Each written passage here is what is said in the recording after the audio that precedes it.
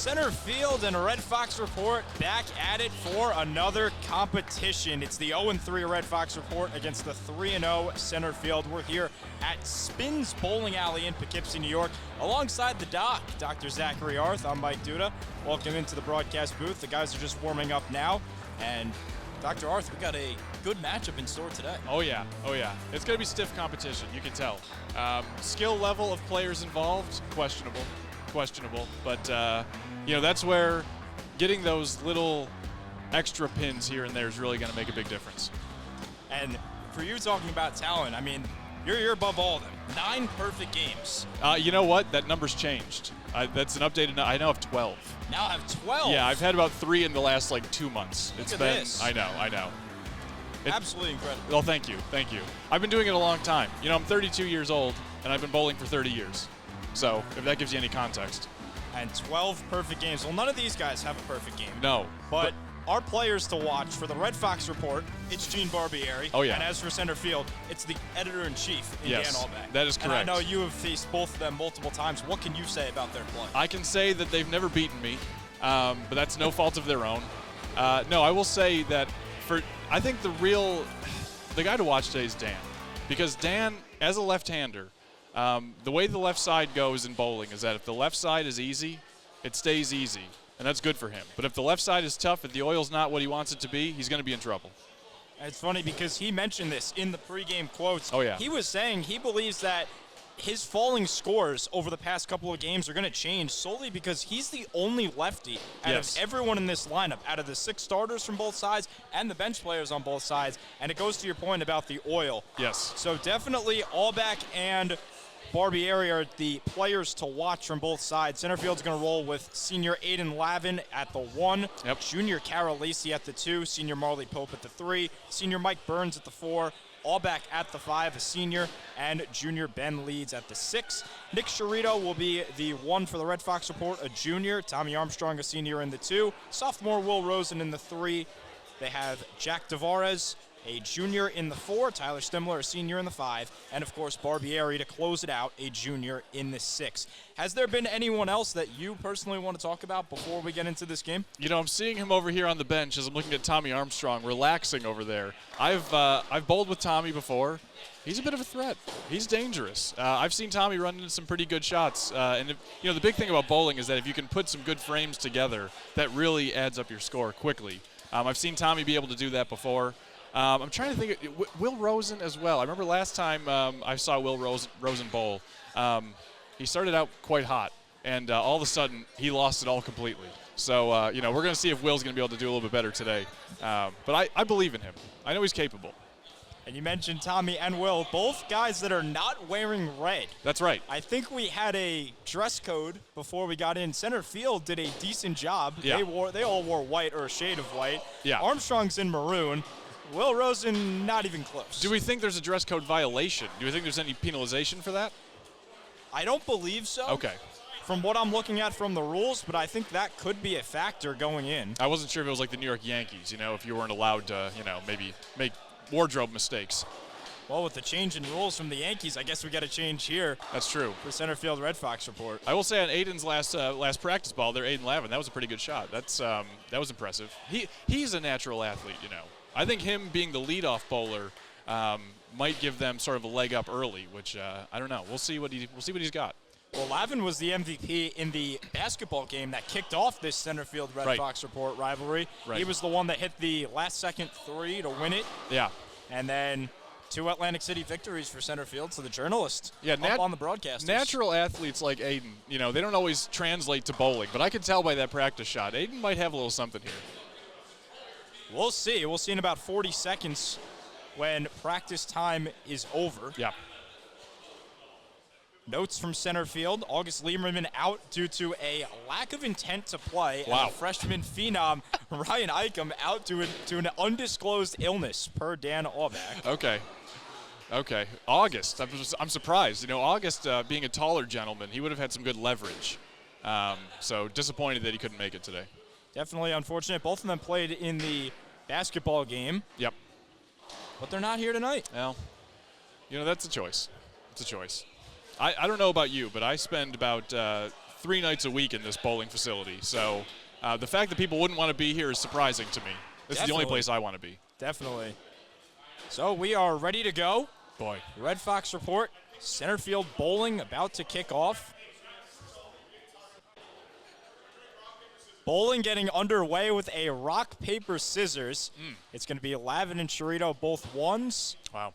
And Chirito with the victory. He went rock, Lavin went scissors. He did, but if you noticed, he deferred.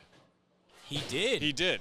I believe he deferred because I'm watching Aiden pick up his ball first. It looks like it. Good call. I like that strategy, to be honest. There's different perspectives, right? Some believe that it is actually better to throw the first shot, to put the pressure on your opponent. Some like to know what they have to get.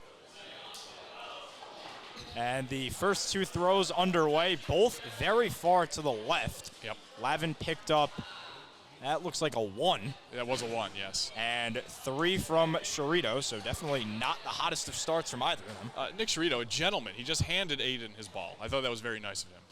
Good sportsmanship already. Lavin with the second throw, a couple of pins, but he does not get the spare that he needed. 6 on the throw, 7 total.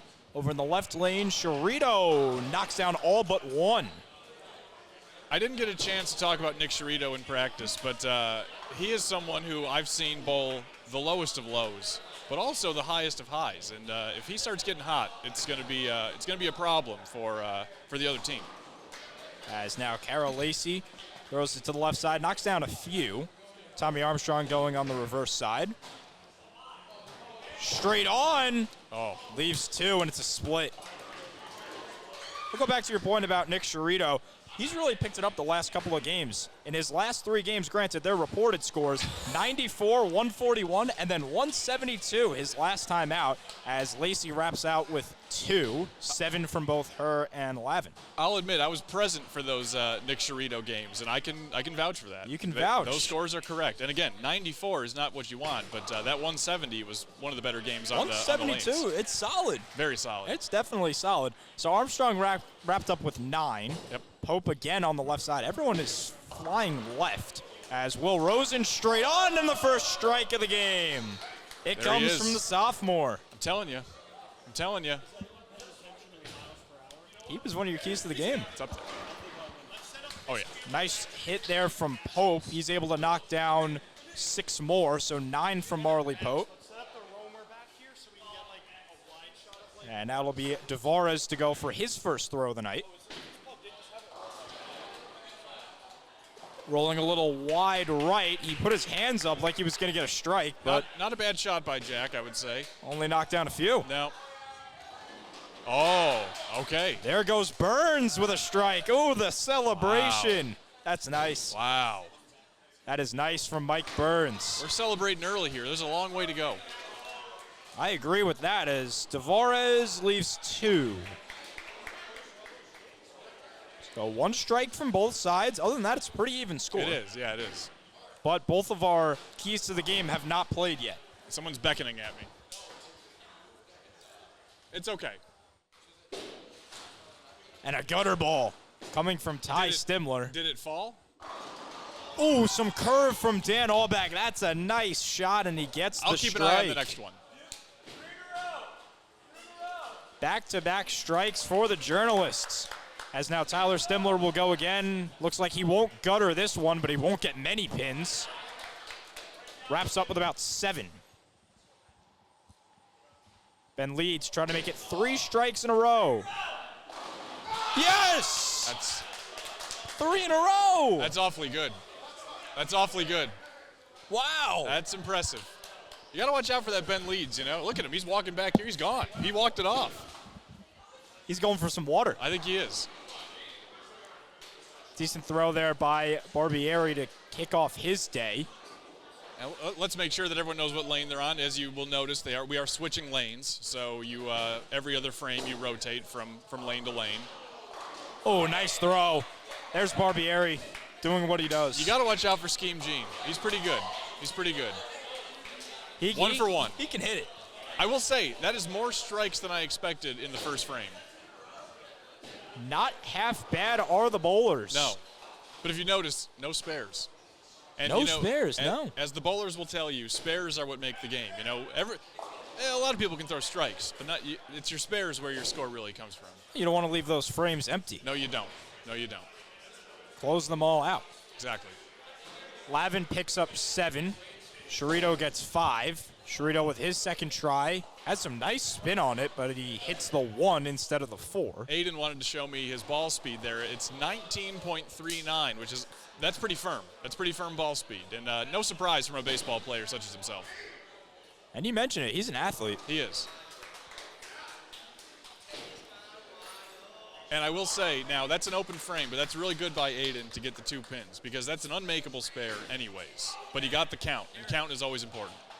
And you said that going in. That's exactly. It's You something said- to watch, You said when some of these players were asking for your advice, Yes. you told them, just if you have one of those bad situations, go for the more pins. If you got Always. 2 on one side, 1 on the other, go for the 2. Exactly. Because every pin counts in a game like this.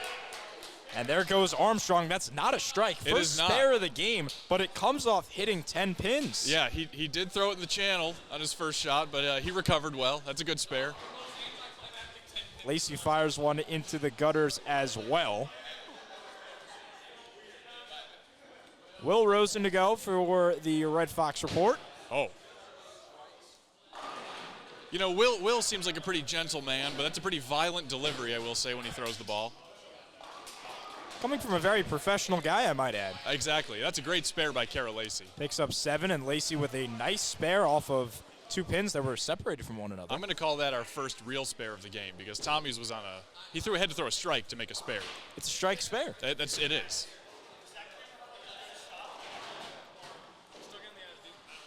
Average throw there by Pope. Call it 5. Yeah, you are correct. Rosen looking for the spare. Leaves 1 on the board. Not a bad 9 count there. As you notice, there's Marley with the 5-0. So obviously, if you can't make the spare, the 9 is going to be preferable. But center field has more strikes so far. They had 3 in a row, and Mike Burns back up for the journalists. And there's nothing that increases your score quicker than putting strikes together. So if Mike, Dan, or Ben could double up here, that would be really big for the score early. Tavares does not help his case. He throws one in the gutters. This one's hanging right, and Mike Burns follows it up with a gutter ball. That's right. Consistency is easily the biggest difficulty for any novice bowler, trying to do the same thing twice in a row.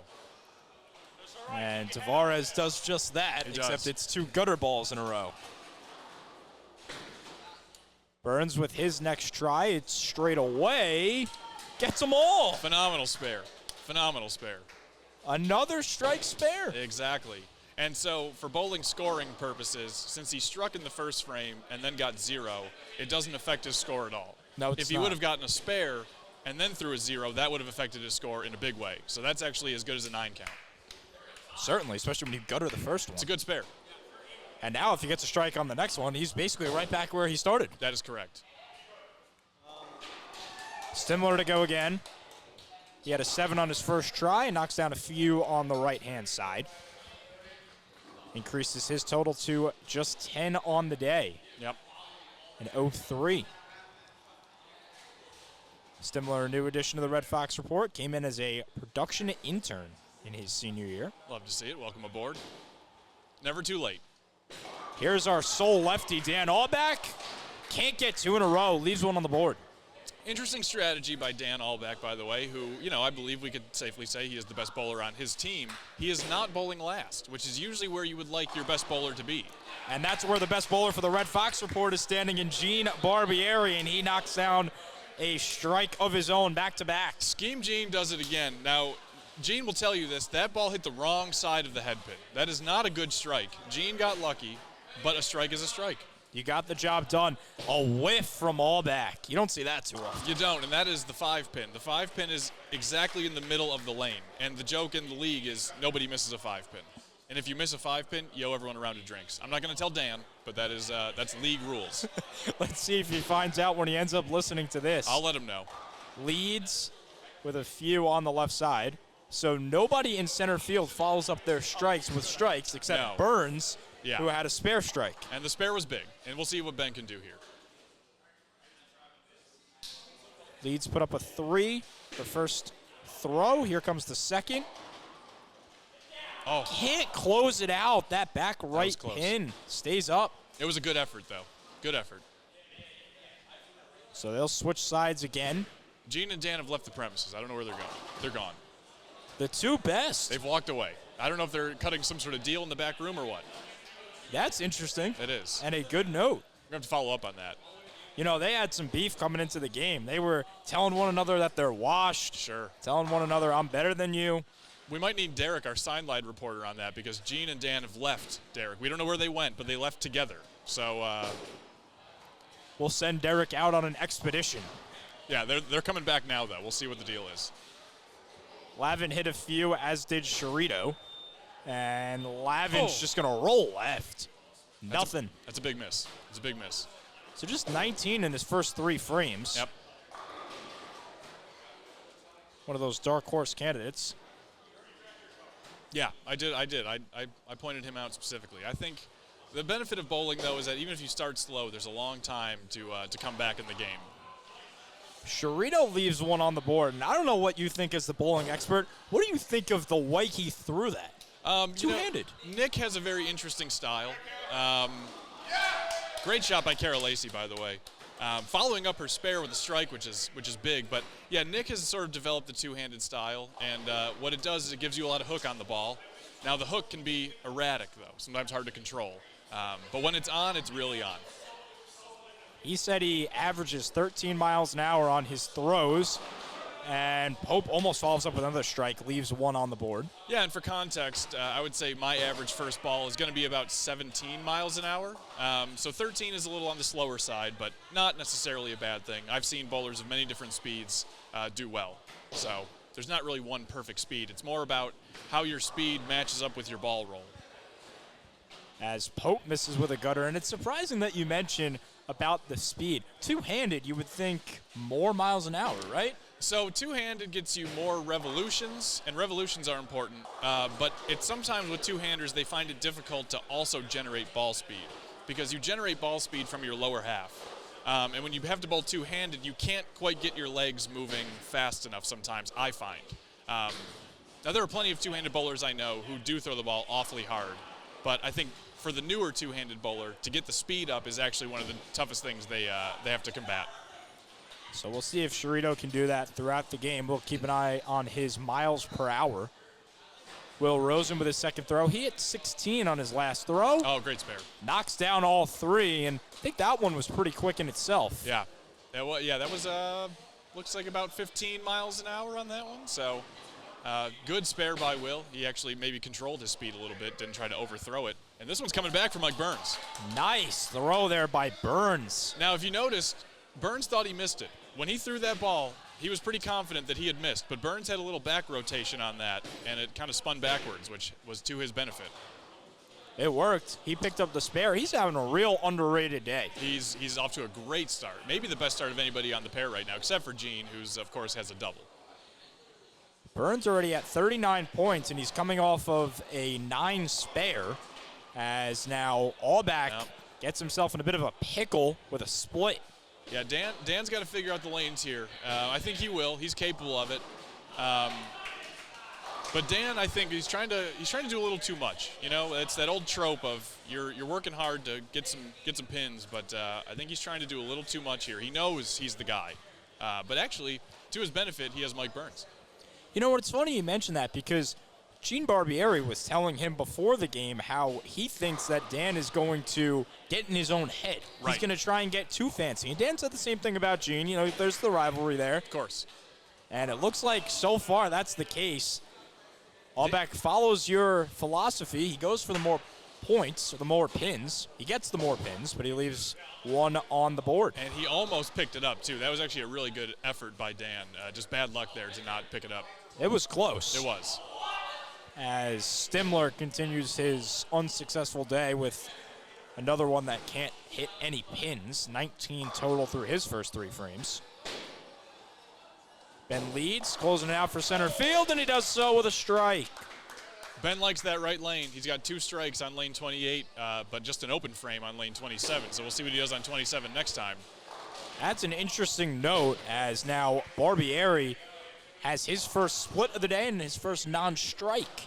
Gene threw that ball. I think what he did is he forgot to put fingers in it, as we say, because that ball did not have much rotation. So when it hit the pins, it kind of hit like a pumpkin. It didn't hit the pins, or as many pins as he wants, rather. No, and he left himself a tough spare. He can make it, but it's a tough spare. Let's see if he does. No, he does not. He does get one, though. He gets one. I realize for some of these shots I'll have a better angle, so I notice your view might be obstructed. That we do have a sea of humanity in front of us here. I'm trying my best to pop my head around. Oh, I know, yeah. You definitely have the better view on some of these shots when a bunch of people are just standing in front of us. Hey, that's why we're a team. I got your back here. I appreciate that. Of course. Start of frame number 4. The totals 183 for center field, 203 for the Red Sox report, or rather vice versa. Yeah, and one thing to keep in mind with bowling score is that oftentimes, so for instance, Kara has a strike in her last shot, and so does Ben. Those actually don't really get added up properly. And when the next shot is thrown, you're going to actually see the score increase a little bit more because they're working on a strike or a spare. So if you're on an open frame, like we know that Tyler has 19 in the third, for instance. But for Kara and for Ben, it kind of depends on their next shot. And even with spares, you don't get the full justice because you get the pins that you hit on the first throw, but that second throw doesn't count, and then you're going to double that with your first throw on the next frame. Exactly. Here's Lavin. Knocks down a few.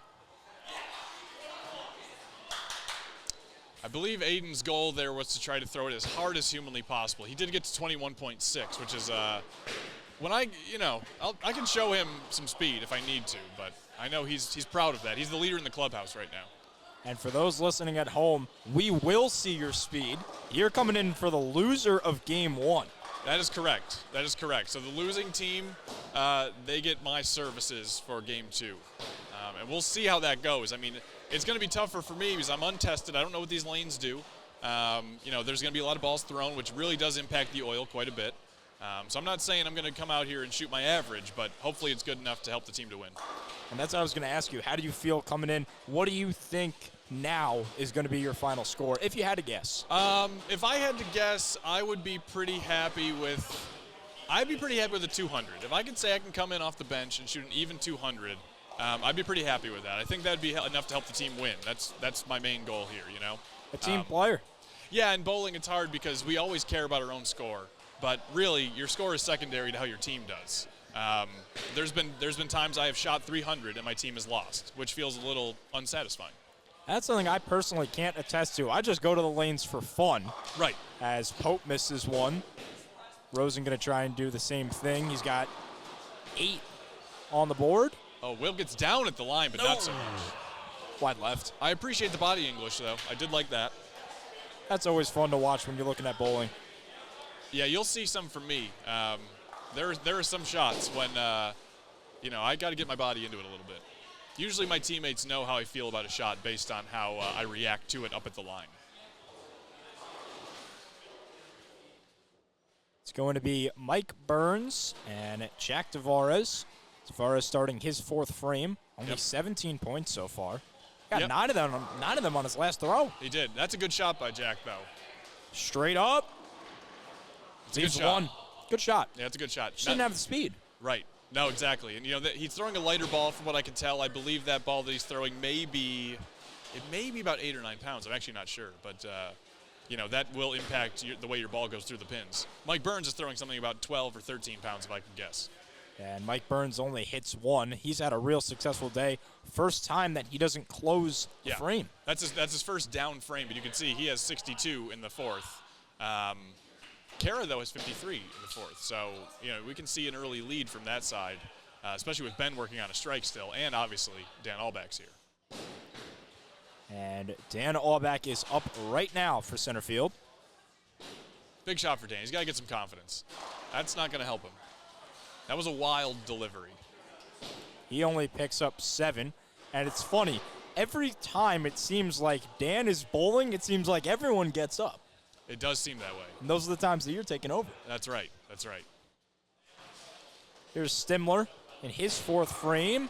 Knocks down a few. That's good based off the night that he's had so far. Stimler has an interesting delivery. I noticed on that one when he releases the ball, he almost kind of does a little spin at the end, which is, what bowlers would like to be doing. So I see that he is putting in the effort there. That's a good spare by Dan. It was, again, a bit of a wild delivery, but he picked it up. Real nice. Able to hit the first pin, and it knocks down the remaining 3. Stimler's going to try and do the same thing. Not so much. Gutter ball. Yep, not so much. He doesn't get the same speed on it or the same spin as Allback, so No. I don't think you should be trying to replicate what he does.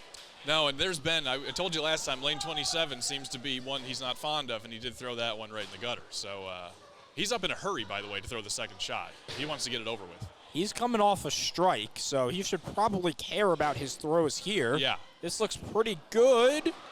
Not so bad. Not so bad. Yeah. Gets about 7. Yeah, we will have to ask Dan at some point about his strategy to put Ben Leeds anchor as the last bowler, because that's a big question mark to me. Because, say he needs a strike in the 10th frame. He's not giving himself the ball. Selfless. That's one way to put it. Some could say foolish, but we'll see. Selfish, maybe foolish from the team captain. We'll see how that pans out. Barbieri hit yet another strike. He has been dominant. Yeah. Oh, yeah. Yeah, Scheme Gene's a tough competitor. When I've bowled against him, the thing about him is that he's a bit unpredictable. We know him in real life, and we know what he's like. And he's like that at the bowling alley, too. You just kind of don't know what he's going to do, but you know he's going to be dangerous. Carries the same personality. Here comes Aiden Lavin. Another hard throw. Gene is the kind of guy who commutes from New Jersey. That's not a normal thing to do. That's a far trip, but his bowling really reflects that decision to commute. Every day. Every day. An hour and a half every day. Every day. Every day. Now I'm going to try and pronounce his town name. I'm going to say it's Hawthorne or Where is this now? I think it's he tried to do this with me earlier. It's I'm going to go. It's Hawthorne. It's Hawthorne. Hawthorne, Sure. that's it. I always have a problem with that name. That's so fine. That's the town that he comes in from every day. Yeah. His town, I guess we'll call it. It's a hike. The mileage he has put on his vehicle, unbelievable. I wonder what that vehicle is. I don't know. He's told me before. I know before he used to have a real beater, but I believe he's got something a bit more efficient now. Two-handed Chirito gets just 1. Leaves another frame closed. Kara Lacey's had a real good day so far. When she's gotten it towards the middle, she does, which leaves herself with a bad split. She did not deserve that. That was a better shot than the result. Oh, Tommy Armstrong. There he is. He's a guy. I will say, if he gets hot, it's going to be a problem. Another strike. Oh, that might be, yeah. Field goal. She threw it in the same spot twice, though, so she's got some accuracy going. Through the uprights for Lacey. Armstrong and Will Rosen went with a little bit of a dance after Armstrong strike, the two that didn't follow the dress code. Yep. So here comes Pope. And it carries all the way right, but he's able to knock down some of the back pins. He got more than he deserved, and he knows it. I believe he's picking up, I don't know whose ball that is. He picked up somebody's ball. Not his. No, and it doesn't belong to the bowling center either. I think that's Dan's ball, as a matter of fact. Well, that's interesting. That's his teammate. It is Dan's ball. That might be why Allback got up, and look what happened. Well, it works. Great strategy there to pick up your teammate's bowling ball. That ball is drilled specifically for Dan's hand, but Marley threw it like it was his own. Pick up your talented teammate's bowling ball. That worked. Very talented. An impressive throw from Pope. Here's Will Rosen. Leaves one on. Oh. He's not happy. He got some pin action. It came off the sidewall and almost knocked over that 5-pin, but the 5-pin did not fall. He was not happy after that. No. Oh. And rough split for Mike Burns. Again, Burns threw a pretty good shot there, but just didn't really get the good pin action. Burns is like Devorez, who just hit a strike. They don't throw the ball hard. Great shot. Both of them came in at 10 miles an hour. Great shot by Devorez there. He got the pin action he was looking for on that one. Good Burns knock. got one. Yeah. Good knock. Yeah. And he did that well. He just needed to get that ball on the other side. Right. He knocked it where if it was going to go, that left pin was going to go to the left. That doesn't do anything. Right. Here's Stimler looking to improve his day. Leaves a tough split on the board. Yeah, that's the deflection. When you throw a lighter ball, it just doesn't really go through the pins properly, and that's what that was. More spin from Dan Allback, and He doesn't like it. No, and what Dan's finding is that the lanes are pretty dry right now. And what that means is that when he throws his ball, he has that rotation, and the ball just takes off because there's not much oil on the lane, and he's really struggling with that. Because Dan throws a good bit of rotation, but he doesn't have that much ball speed necessarily. But this is a great spare. That's a great pickup. And I love how you knew that before it even came in. I saw him throw it. I saw what he did. I had the right angle at it, and I knew the second he let it down, I said he was going to make that. So great spare. That is real nice. We have the third bowling alley lane here. Yes. We have lane 29. That's where some of the guys are warming up. That's right. Hayden Just in Shapiro. case. Yeah. Good to see Hayden Shapiro. The double gutter he's not going to be happy about, but we don't need to talk about that. Here's a gutter. It's from Ben Leeds this time. Yep. He's had a surprisingly good day. He said he hasn't bowled since before COVID. Well, I'm going to say that's his mistake. I mean, he should be out here more often. We all should be, as a matter of fact. But there is a ball stuck in the back of the lane there on lane 28. We'll see if Ben's able to kick it out with this shot. Otherwise, we may need to call the technician. Good call. Let's see. He knocked down some pins. He did. And he got the ball out, went too. with it. Well done. Good job by Ben Leeds. Yeah, good effort. So he sits at a flat 60 halfway through. He does, and it's that scheme Gene with a good spare. Gene is really showing what he's all about today. Gene's performing really well out of that anchor spot. He knows it's a big game. We know he talks some trash.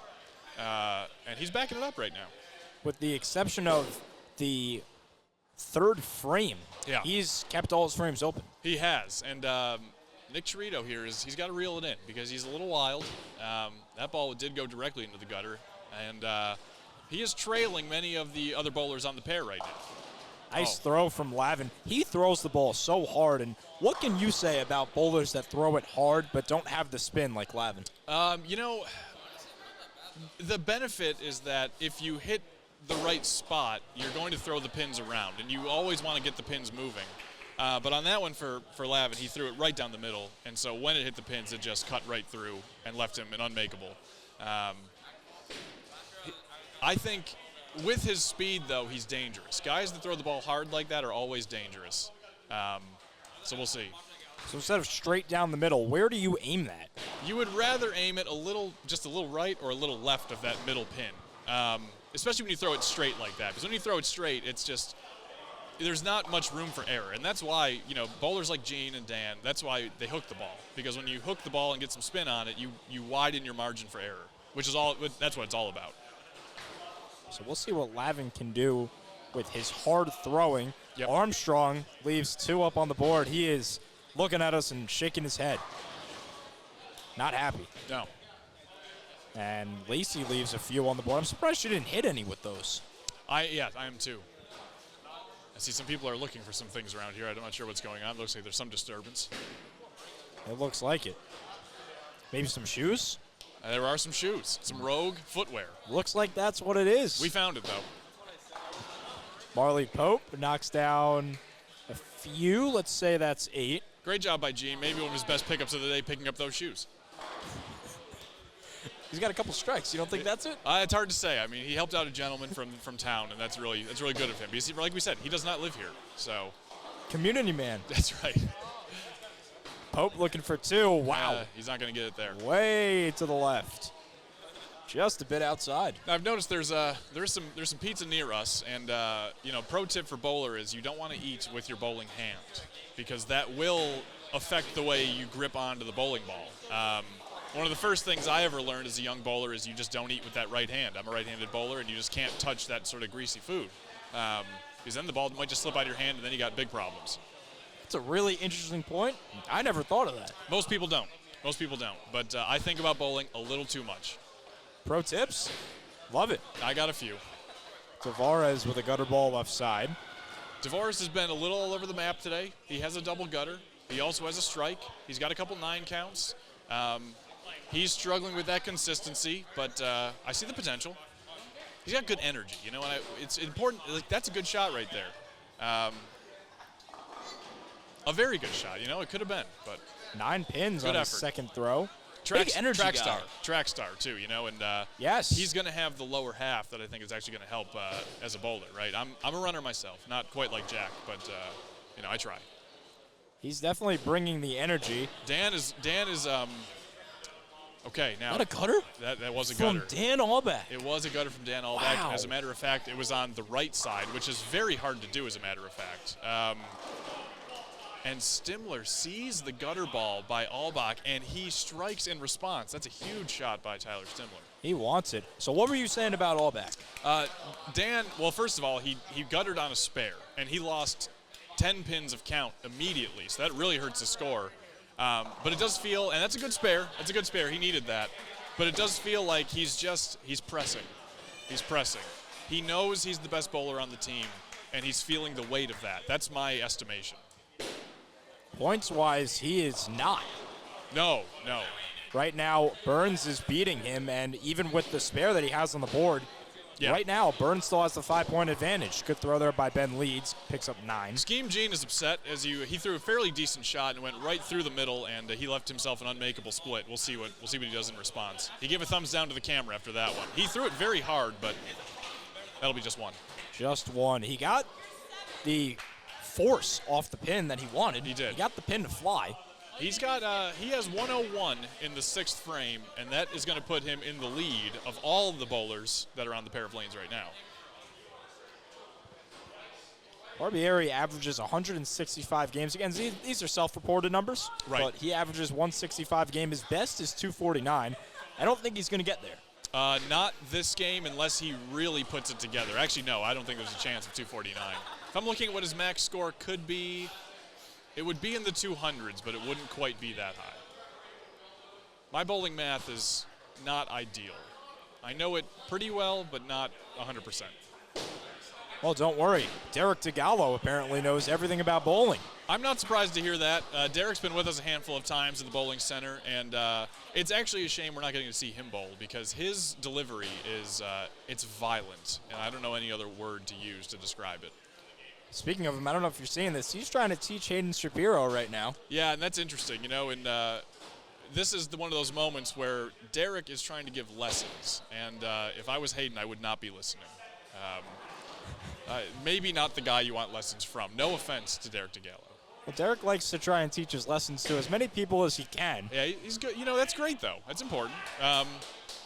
Maybe just not the guy you want to learn from. Enthusiastic Will Rosen on the sidelines again as Barbieri knocks it down.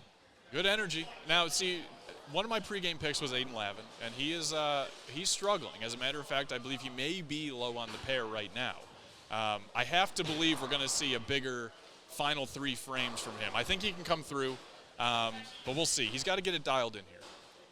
Remember, that 10th frame, it's important. You can get 3 strikes in a row. Yeah. Speaking of strikes, there's Lacey. Carol Lacey. We have not talked about her enough. First of all, credit to her. The only woman on the pair of lanes right now. Bowling is a beautiful sport because, in reality, anyone can bowl. Anyone can bowl well. In my most competitive leagues, there's always a handful of women in the league, and we've all been beaten by them. So Kara, good for her being here. And she's actually doing quite well, I would say. That's her 2nd strike of the game. Go back to your point about the athletes going to the lanes. She plays on the women's rugby team. You think that helps her? I think it has to. I'll tell you this. If you're playing the rugby team, no one's going to intimidate you. So she's not afraid of any of these people, I'll tell you that much. That sure is true, and she's showing it today. Yeah. Let's see what Pope can do. He's got 1 on the board, and Marley has missed a lot of those 1 pins, those 2 pins. You're correct. He's had 3 9 counts with misses, and he's had 1 8 count with a miss. So he's not a big fan when there's only 1 pin standing. And you know what? I understand that because sometimes when there's only 1, it is a bit more difficult to knock down that 1 pin, just because you can't deflect anything else into it. It's either the ball hits it or nothing does. Yeah, the hard part about a single pin is that you know immediately that you missed it, and that's not my favorite experience by any means. Well, there goes all the reactions when you do that. Yes. You get right into your reaction. I will not be pleased. Which I'm excited to see your reaction when you take the lanes. Yeah, I'm curious. I'm getting energized here. I had had to get prepared mentally.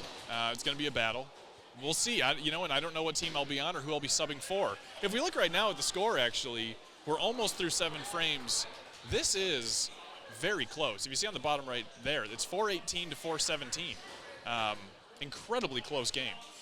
and it's 418, 417 with only a couple of spares on the board and just a strike on behalf of center field. So it looks like Red Fox Report is in the advantage. They are. I would give a slight edge, but that is Dan Albach's best shot of the day, and it's not even close. That, I'm going to say, is a statement. Absolutely a statement strike. 15.5 miles an hour. After his last time that he bowled, he came over here and he looked directly at me and shook his head no. Yep, exactly. He's back into his mentality, and Ben Leeds tries for a strike himself, grabs 9. Ben threw a great shot. Now he is left with, that's the 10 pin. The right-hand corner is the 10 pin. That's the toughest spare for a right-hander to pick up. Great spare by Stimler, and the crowd erupts. They love it. That's the biggest reaction I've heard all day. Same here, and like you said, with the right-hand throwers going for that 10-pin, Leeds goes right into the gutters. No right-hander wants to see that spare standing, including me. Here's Barbieri. Had the celebration before, and then comes the split. It's a big mistake by Gene. He celebrated too early, which he's known to do. That is one of Gene's trademarks. However, that ball also hit like a pumpkin. He threw a good shot, and he left a split it's unmakeable. There's nothing he can do about it. Oh, no. Dan Albach saying you hate to see it. Yeah, well, you do. You do. Let's see if he can hit a unmakeable spare and just throws it wide left.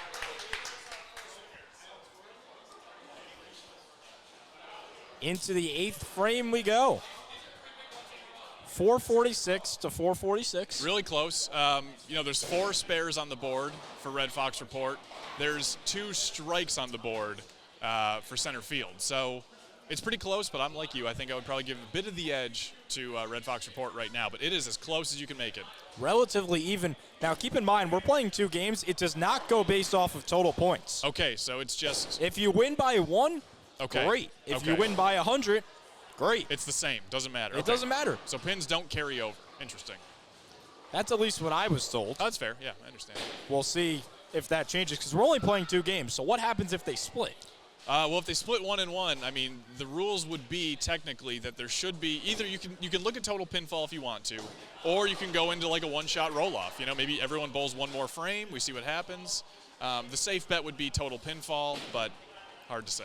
Question is, are we going to keep total pinfall? I mean, I'll make a note of it here, but that all comes up to the rules committee. Fortunately, the computers themselves will have that information up there for us. So if we need to refer back to it, we can. Well, that's helpful. It is. These things do a bit of everything. Wonderful. Not a bad shot by Kara. That's a 7 count on a strike. Lacey with a few. If she can make this spare, that's a really big spare in the 8th frame. Getting down to crunch time. Good shot by Armstrong there. Again, now because they're all working on spares, these shots are really important. 8 pins on a spare is a good shot. Kara's going to go 7 out there, so no dice. Her total goes to 88. Armstrong is also going to go just to the right. So that's an open frame there. No spares or strikes on the board so far in the 8th frame through 2 bowlers. 88 for Armstrong and Lacey. Both their 2s, and really Pope good shot. Leaves 1 on the board. Good shot by Pope. That's a makeable spare, to say the least. We know he's had trouble with the 9 count spares, though. Very much so. The single pins have not treated him too well tonight, but we'll see if this is any better. Rosen does not like his latest throw. No, that was not a good effort, especially on a spare. That's only 3, so he lost a lot of pinfall there, or lost a lot of count. That'll be clutch down the line. Pope again. Close. He can't hit those 9s. No, that's 4 9 misses this game. Another miss there from Will Rosen. Yeah, that's a bad miss, too. That cost a lot, but, we see just a slight lead there for Red Fox Report.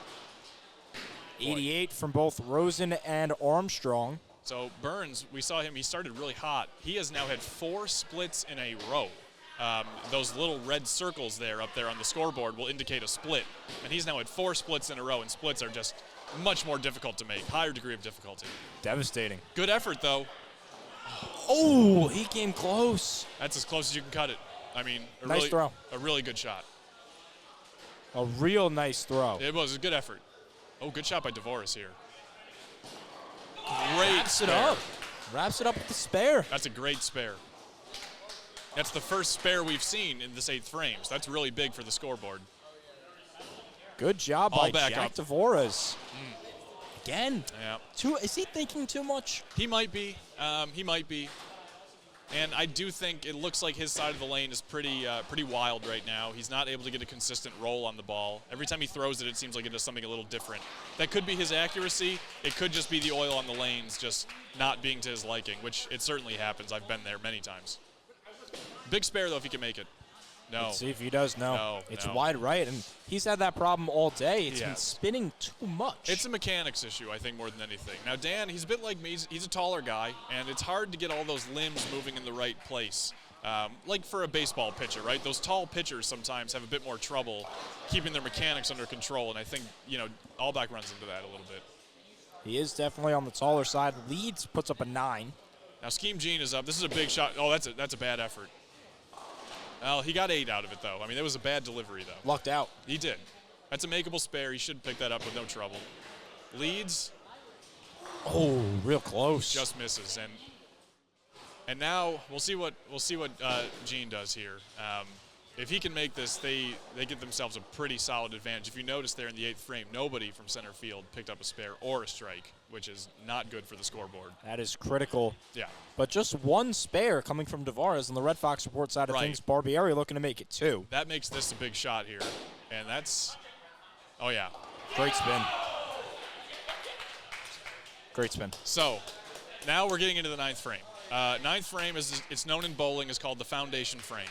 This is arguably the biggest frame of the game because whatever you do here sets up your 10th frame where you get 3 shots. So if you can strike or spare in this frame, you put yourself at a great advantage going into the 10th. I know as a bowler myself, this is always the frame that I try to concentrate on, a little extra. Big shot here from Chirito to start it off. Then, of course, that 10th frame is huge. 9 on the board for Nick Chirito. I want to say that was a great shot by Chirito. He got a really bad break on that, actually, because he threw that right where he wanted to. It hit the pocket, that 1-3 count there. But that 7-pin should not be standing. We'll see if he can make it, though. It's a big spare if he can. Would indeed be a real big spare. And Lavin, by the way, threw it into the channel, and that's not what he wanted by any means. He's had a rough day. He has had a rough day. I've been surprised to see it. Good spin, but not enough. Great effort. Leaves Great effort. 1 on the board, leaves a spare on the board. He does. Lavin gets 3, so still we're going to say advantage Red Fox report. And they're up right now, 17 pins. Armstrong knocks down 9. Really great shot by Armstrong. Red Fox report, like you said, they were just up 17 pins, but there is a spare on the board for center field. It's good effort by Lacey. You can make that. It's a handful. Yep. 6. Makeable spare for Armstrong, and he's going to get it. He's going to cover it. Big spare. Big spare. Armstrong's been quietly good. Armstrong is dangerous. He's one of those people I identified before the game started as a threat, and he's come through this game, I would say. Because Armstrong, he keeps the ball in play. If you notice his first ball, he either has 7, 8, 9, or strike since the 4th frame. And that's what it's all about. When the scores are going to be low, which they are, you got to keep the ball in play. And he's done a great job of that. Can't leave the ball in the gutter. That's devastating. No. And, anytime you can get 6 or more pins, honestly, in a game like this, it's crucial. See what Marley does here. Big shot for Pope. Numbers is what matters. Marley looking for those numbers. He wants a strike. Good he effort might have here. It. Oh, leaves 1. And we know that's trouble. That's the 5. Because Pope has left a lot of 9 counts and has not converted one yet. This would be the one to convert. Will Rosen falls down. Leaves 2 on the board. Pope is 0 for 5. Yes. With 8 or 9 hit on the first throw. If he can make this now, though, he breathes new life into his team. And it's got a little back rotation. No. He is now 0 of 5 with 9 on the board and 0 of 1 with 8. He had just a little backup on that one, and it just rotated the wrong way. You hate to see it. Devastating. Yeah, that's tough. Here's Mike Burns. That's looking good, though. No, a little right. Didn't have the spin that he wanted. He's got 97 points. He's bowled really well this game, really well. Anytime you can break 100 in a setting like this, it's a good score. Tavares throws his into the channel, but he was on that spare, remember, and he got 6 on his first ball, which is a good count. That's helpful. It'll get a score up. He has 84 in the 9th. Burns is going to miss this one. It's that 5-pin. Yeah, he will be in the hundreds, 106 through 9.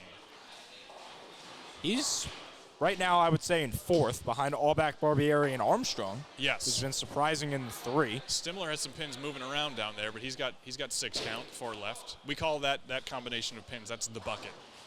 Just because the way the pins make that shape. In the diamond shape. It is not the spare I want to see because I find a way to miss the bucket every single way. Let's see if Stimler does. Ooh, good shot. That looks like it's on. Great spare. That's a tough spare. Tough spare. Philadelphia natives excited. Allbach's got the biggest shot of the game. Biggest shot of the game, and he comes up massive with a strike. Ice in his veins. Massive, because that now makes his max score 169 if he can strike out. Scheme Gene. Again. He's good. He's really good. Is he good or is he lucky? Because Scheme Gene threw that ball right through the face, and he got lucky, and he knows he did. He's nodding yes, he knows he got lucky. That was a bad shot by Gene. No, he did not deserve that. But you know what? You'd rather be lucky than good. That's what they say. And you know what? That actually could be the dagger, because now not only does Allbach have the strike, but Gene has the strike. And if you notice, Stimler and Tommy Armstrong both have spares. Real helpful for the Red Fox support. They also lead in the pins category. They do. They lead by 33 pins right now. 587 to 554. Now listen, anything could happen. You know what they say? If you can do it with a pencil, you can do it with a bowling ball. You can still do it with a pencil. There is still a way for center field to win this game, but it's going to take some work. Welcome to the 10th frame. I've told you all day. There it is. That Aiden Lavin was someone to watch, and it's taken until the 10th frame for him to prove it. That's a great shot. He gets 2 more balls. If he can strike one more time, that's enormous for center field. Huge for the journalists who are falling so far in the first game. Both of them claimed they weren't going to have you in the second game because they knew they were going to win. I take that personally. They don't want me, but that's fine. They wanted you. Okay. But they were saying they weren't going to get you because they were going to win. They're going to win. I understand. They're competitors. They are. Both Barbieri and Allback, we had the pleasure of interviewing them earlier. Lavin has taken his time on the approach. Yes! Again! Enormous. Enormous shot. Huge! I mean, he took his time. He threw it 20 miles an hour, and he threw it right where he rattled Chirito. Chirito was rattled by that. Where has Lavin come from? I don't know. You said this all day. I know. I just had a feeling, when you throw the ball that hard, you can really do a lot of damage. And he's done damage now in those 2 shots. If he gets one more, he has 83. That's a pretty good game, I would say, considering he had 53 in the 9th. Oh, great shot. He might have it. Leaves one on the board. Great shot. Really impressive. 29 total points off 2 strikes and a 9 in the 10th frame. And I'm telling you, that completely changed the game. I mean, they still have a lot of work to do, but that completely changed the game. They don't call him the closer for nothing. That was a great finish by Lavin. He was 1 pin away from perfect in the 10th. He was. He was. That was impressive. We'll see what Lacey does here. Big shot by Lacey. Lacey's going to strike on her first shot. Huge. The journalists are coming back. Huge. Armstrong is rattled. He's got a makeable spare, but is he going to be able to focus? Needs these 2 pins. Oh, great spare. Good throw. Great spare. Yep. Huge. Huge spare. Massive throw. It was. From the talent of the Red Fox support, Tommy Armstrong. Yep, great spare.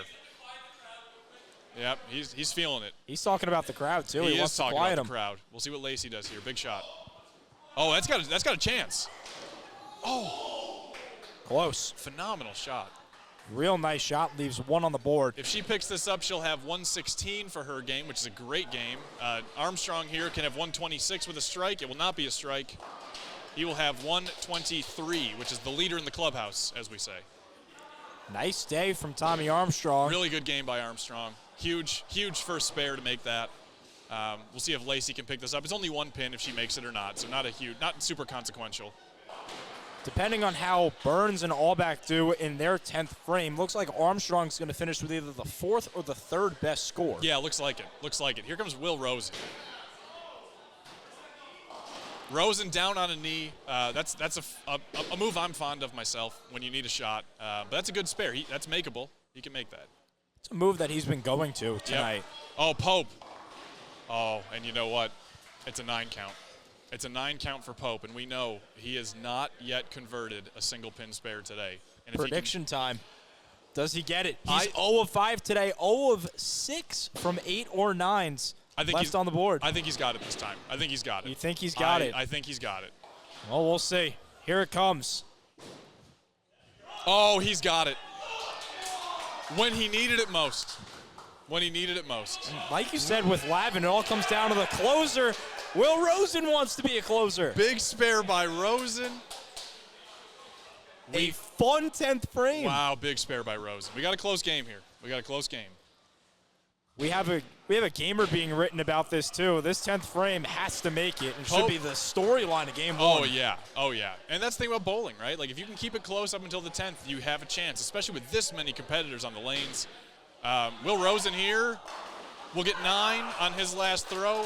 Pope got 7 on his last ball. This game is about 20 pins different right now. Really, really close. Rosen will finish over the 100 mark. He will. That's where you want to be. Like you said, that's where you want to be in these kind of games. Good shot by Burns. Great shot by Burns. The strike. Huge. We have a ball game here. Ball game here. Let's see what Dvoris does. He's really come up clutch a few times this game. He's thrown some good shots. This is a big one for him. No bigger time than now. He's going to hit something. Not much, though. Okay. Knocked down some of the back pins. He did. That's a 6 count, so not so bad. Burns here with a big shot. If Burns could do that again, could you imagine? This crowd would go crazy. That's going to go a bit right. Oh, great effort by Burns. Really good shot. It worked for him. Left just 1 on the board. Big spare to pick up for Dvoris. He might have it. Oh. No, he leaves the back pin. So close. Great effort. Again, Burns here, just 1 pin. Inconsequential if he makes it or not, just 1 pin difference. But now here's the moment, right? So if you look, Stimler and Barbieri have a spare and a strike respectively. That's huge for them because they have a slight score advantage, but by virtue of having a mark in the 9th, only Allback has a mark in the 9th on their side. This throw is huge from Stimler, and he connects on 9. Yeah, he does. Great throw. Allback has a pin fall there. Can someone please tell Dan he's missing a pin? Tell Dan he's missing a pin. My apologies. I had to make sure. No problem. An important pickup. We got to get the score right. Stimler throws it into the channel. And actually now it helps a bit for Allbach because he's got a reprieve. He was missing a pin. You have to reset it. You can't throw without a full set of pins, of course. Stimler misses a spare. He shoots 106. Good game again. But now Allbach knows. Now this is the moment, right? It's going to come down to the 10th frame already with these last 3 bowlers up. Allbach's working on a strike. He can get, he has 109 in the 8th. He can get to 169 if he strikes out. This first ball for Allbach is crucial. Critical. This is the game. And it's funny because you talked about this earlier. Yes. He decided to put himself in the 5th slot rather than the last. He did. And this could be the moment where that's costly because he's going to need some help in the last ball. And he'll rely on leads. No strike. He gets 8 pins. It's helpful, but it's not what he wants. Now, 8 is good. He's going to need the spare. There's no question about it. It doesn't look good for center field right now. It's a necessity to get these 2 pins. Yeah, and they're going to need a lot of help from Gene. They're going to need Barbieri to struggle in the 10th, and they're going to need Ben Leeds to come up big.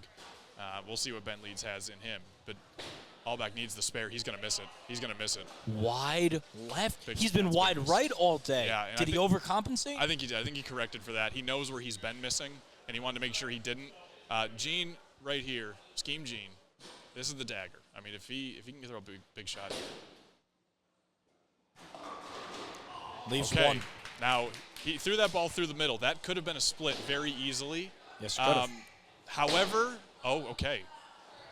They're going to Leeds immediately. No, game is over. Because, the best Leeds could have done is he could have got the team to 684 if he would have thrown 3 strikes. Because he did not throw a strike there, it doesn't matter what happens. Gene closed it out. Doesn't need to make the spare or not. Doesn't matter. This game is over, and Red Fox Report wins game 1. So Red Fox Report will take game 1 mathematically. Barbieri just wants to close it out. I think he wants 700 points for the team.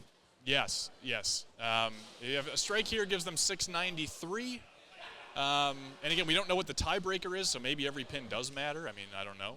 It could be important down the line. Leeds is going to miss his spare, however. So center field is done. Center field is done. 660. Yeah, and you know what? There's no other way to put it. Gene, if he strikes here, shoots 169. And he does. Gene Judge shoot 169. You notice the matchup here, really? Gene Barbieri, 169. Dan Albach, 135. That's exactly what it came down to. Some strong performances from Armstrong. Also, Will Rosen played solid. Yeah. Stimler didn't play half bad himself at 106. And another big thing to note for center field, everyone except Aiden Lavin had over 100 points, and Lavin put up 29 in the last frame. Yeah, exactly. And you know what? Lavin came through big. He put up a good effort at the end. However, it just wasn't enough. The difference really does come down to, 33 pin difference. That's about the difference in the score between Gene and Dan. So that is all the time we're going to have for Game 1. The final score, 7:03 for the Red Fox Report, 660 for the Journalists of Center Field. And Dr. Zachary Arth, pleasure to call this game with you. It has been a You pleasure. are on your way to go try and help out the Journalists. We'll see what we can do.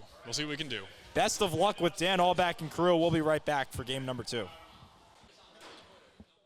Game 2 at the Spins. Bowling Alley, and Armstrong starts it off with a strike.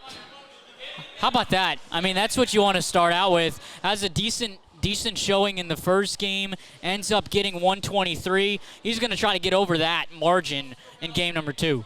He finished with the third most points in game 1. Here is Zach Arth. And that is fun to watch. He's got a fun windup, leaves 2 on the board. That's not what you want to see of your Arth, because you're trying to go for number 300, and that's not the stop. That's not the start you want. Will Rosen picks up 7 on his. He gets a spare that time. Arth finishes off with the spare. I mean, that's what you want. You didn't get the strike, so he's going to be frustrated because he's going for 300. Well, that 300 margin, not so fast, not happening. Will Rosen trying to pick up a spare of his own to back up Tommy Armstrong's strike, and he whiffs. Yeah, the release point. The release point from Will, and I'm going to talk about it all the time. He's releasing to the left side. He wants to release straight. Release to the left, that's why it's not going to go down at all when you're releasing to the left. New player for center field, it's Nate Babcock. Fun fact about him, he hasn't bowled in over a decade. So we'll see how this comes out, and it does not come out well. Right to the gutters it goes. Just, there's no release point. He didn't have any comfort on the bowl. And that's just not the start you want, but sometimes after a little break from your last game, you just didn't get a good grip. And you just got to move on, next pin, find a better ball, and relax. That first time he was just too anxious up there. Albach as center field's captain, one of his big things that he wanted as Babcock hits 8, he wanted to get everyone involved, but he brought 9 players. Here comes another substitution for the Red Fox Report. It's a strike for Quinn DeFury. I mean, he had 129 in practice and warm-ups, and I said, hey, who's going to go? What side is he going to go, Red Fox Report or center field? He comes out hot, which you want right away. You can't really say what side he works for. He works for graphics. That's his thing. Quinn DeFury is a graphics guy. He decides to take Tavares' place as a Red Fox Report player, and he starts off with a strike, and now he's got a camera in his hand. Yeah, I mean, he's Mr. Utility. Bianca had 4 pins on her last roll, now ties up. And Stimler with a strike. Stimler has been interesting. Quiet at some points, real hot at others in game 1. I mean, you look at the release point was perfect. He was able to get that release point. Then on the other side, Bianca knocks down 3. So in her first frame, she gets 7 pins. So a little bit uneasy, but if you looked at practice, she was competing. I'll tell you that. That's Bianca DaCosta, senior from Jersey. Here's another guy from Jersey. It's Barbieri. Leaves 1 on the board. Yeah, he didn't like the spin on that one. The spin cut earlier than he was anticipating, which is why I went too far left. Way too far, not left, right for Ben Leeds, and knocks a couple of pins down. He gets those back pins, leaves 3 up. Yeah, I mean, you got to get pins at the end of the day, but from a confidence perspective, at least for center field, Aiden got hot at the right moment in game 1. You hope that goes into game 2. Leeds was kind of helping him out. We'll see what he can do on this throw. Leeds whiffs, wide right. Just not the angle. Too far right, set up too right, and it was straight down the middle. Not the release point you want. Here comes Barbieri with a 9 on the board, looking to pick up a spare. Got it. Yeah, and that's the spin he wants on something. You don't want as much spin when you only got 1 pin left. And the spin is huge for these semi-pro guys in Barbieri and Allback. Allback just knocks down a strike. And he's the only lefty, too, which you love to see. The oil, too, really makes a difference for a guy in Allback. And when you look at him bowl, it's fascinating, his stuff. And we were talking about that earlier, Arth and I, and Arth knocks down 8. Yeah, I mean, the first one wasn't great on his, but then that next one from him just didn't. He got too much middle. He wanted left or right. It was a split, too, which is not helpful as Armstrong leaves 4 up. This is a gettable split for Arth. Got it. Yeah, and his key was, they always talk about pin formation. That pin formation was perfect where you can go right in the middle, and it knocks down both. Here's Armstrong here. Wasn't too far apart for Arth. Armstrong gets the spare of his own, follows up a strike with a spare. So Tommy Armstrong, he's been playing well. Yeah, I mean, the way he got 6 pins was perfect because all those 4 pins were right together, where it's a lot easier to get the spare than if those pins are further apart. His best bowling experience has been the 300 that he bowled on Wii Sports back in his early years of high school. That's what he told us was his best bowling experience of late. So he's been playing real well tonight. I mean, Wii Sports Report, however you do the Wii or whatever bowling technique, it's a classic when you look at it. And it looks like Will got 7. So we back-to-back frames for Will, 7. We'll see if he can knock what he did in the first and try to get a spare here. Will it be another 7 and a miss? We'll see. Nate Babcock going now. He had 9 on his first try, and he goes way left. Some early Marley Pope problems, perhaps? Yeah, it's release point. Just releasing it to the left all day. Will knocks down 1. And that was an impressive 1 because that pin was in between 2, and it somehow goes down. I don't know how that went down. Almost 2 7s. Almost a back-to-back 7 outing for Will Rosen. DaCosta had 7 in her first roll. She'll go next. DeFury coming off a strike and gets himself a poor split. A lot of pins to knock down next time. Same thing, release point. Great release point, though, from Bianca. That looked good. DaCosta got 9.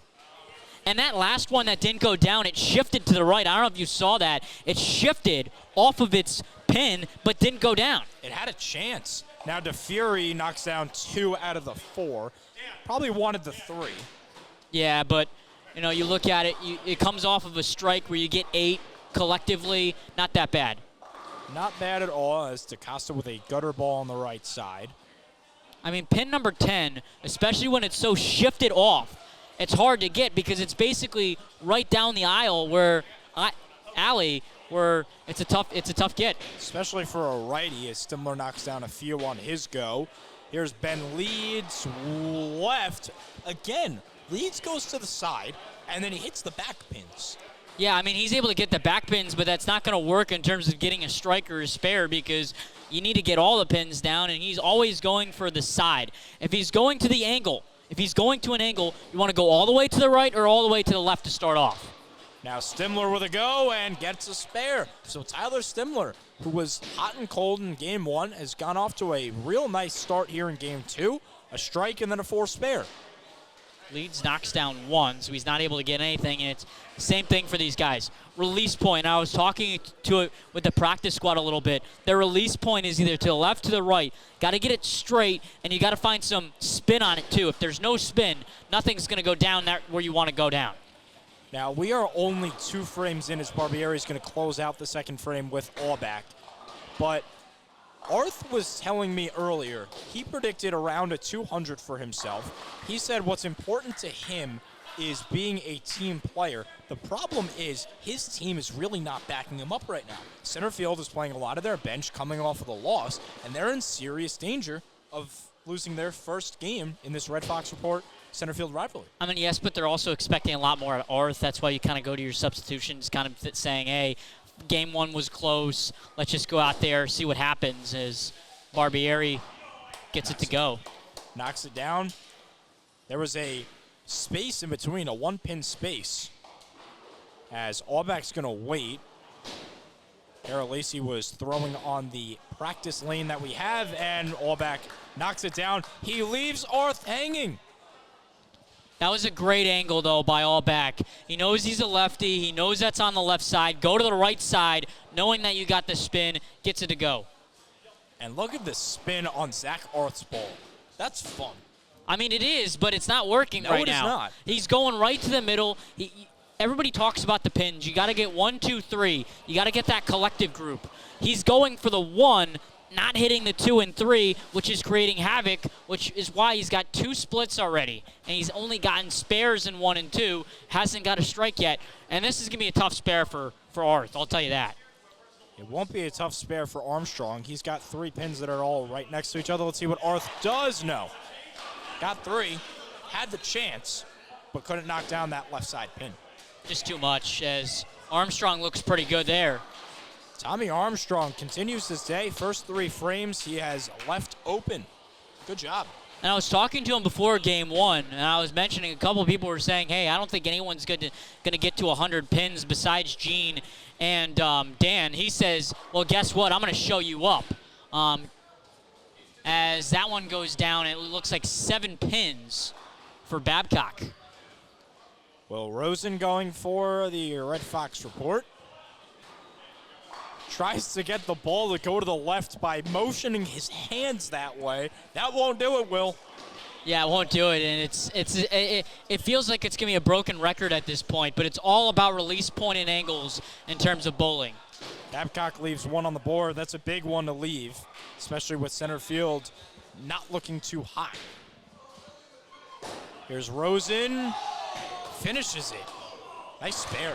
It didn't look pretty off the rip, but the angle he took is the reason that those pins went down, as Bianca just didn't get a good feel for her ball, and it goes into the gutters. Leaves the gutter ball. Here comes DeFury again, a little bit to the right, and a really, really tough split. An impossible split, if we're being honest. I mean, it really is. 1 pin on the opposite side of the other. As there's DaCosta with a strike spare. Once again, knocks down all 10, but it's after she threw a gutter ball. And it's about the release point. You can see the chemistry, especially in terms of the center field. Dan talking over to Bianca, hey, you got this. The chemistry there, and able to figure out where to release that ball. Now a note here on DeFury. He hit that one in the gutters. Arth mentioned to me earlier, he was saying you have to get the more pins on either side. Now when we were with the 1 and 1, I think you got to knock down 1 pin. You know you're not going to get that. DeFury's got to knock 1 down there. Yeah, at the end of the day, you got to figure out which spot you want to take and figure out which one is easier to get based on your angle and based on which way you're going with the ball. And go get it as Stimler knocks down a few of his own.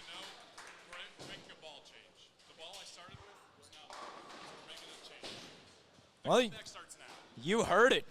Arth is changing his ball. The comeback starts now. We'll see.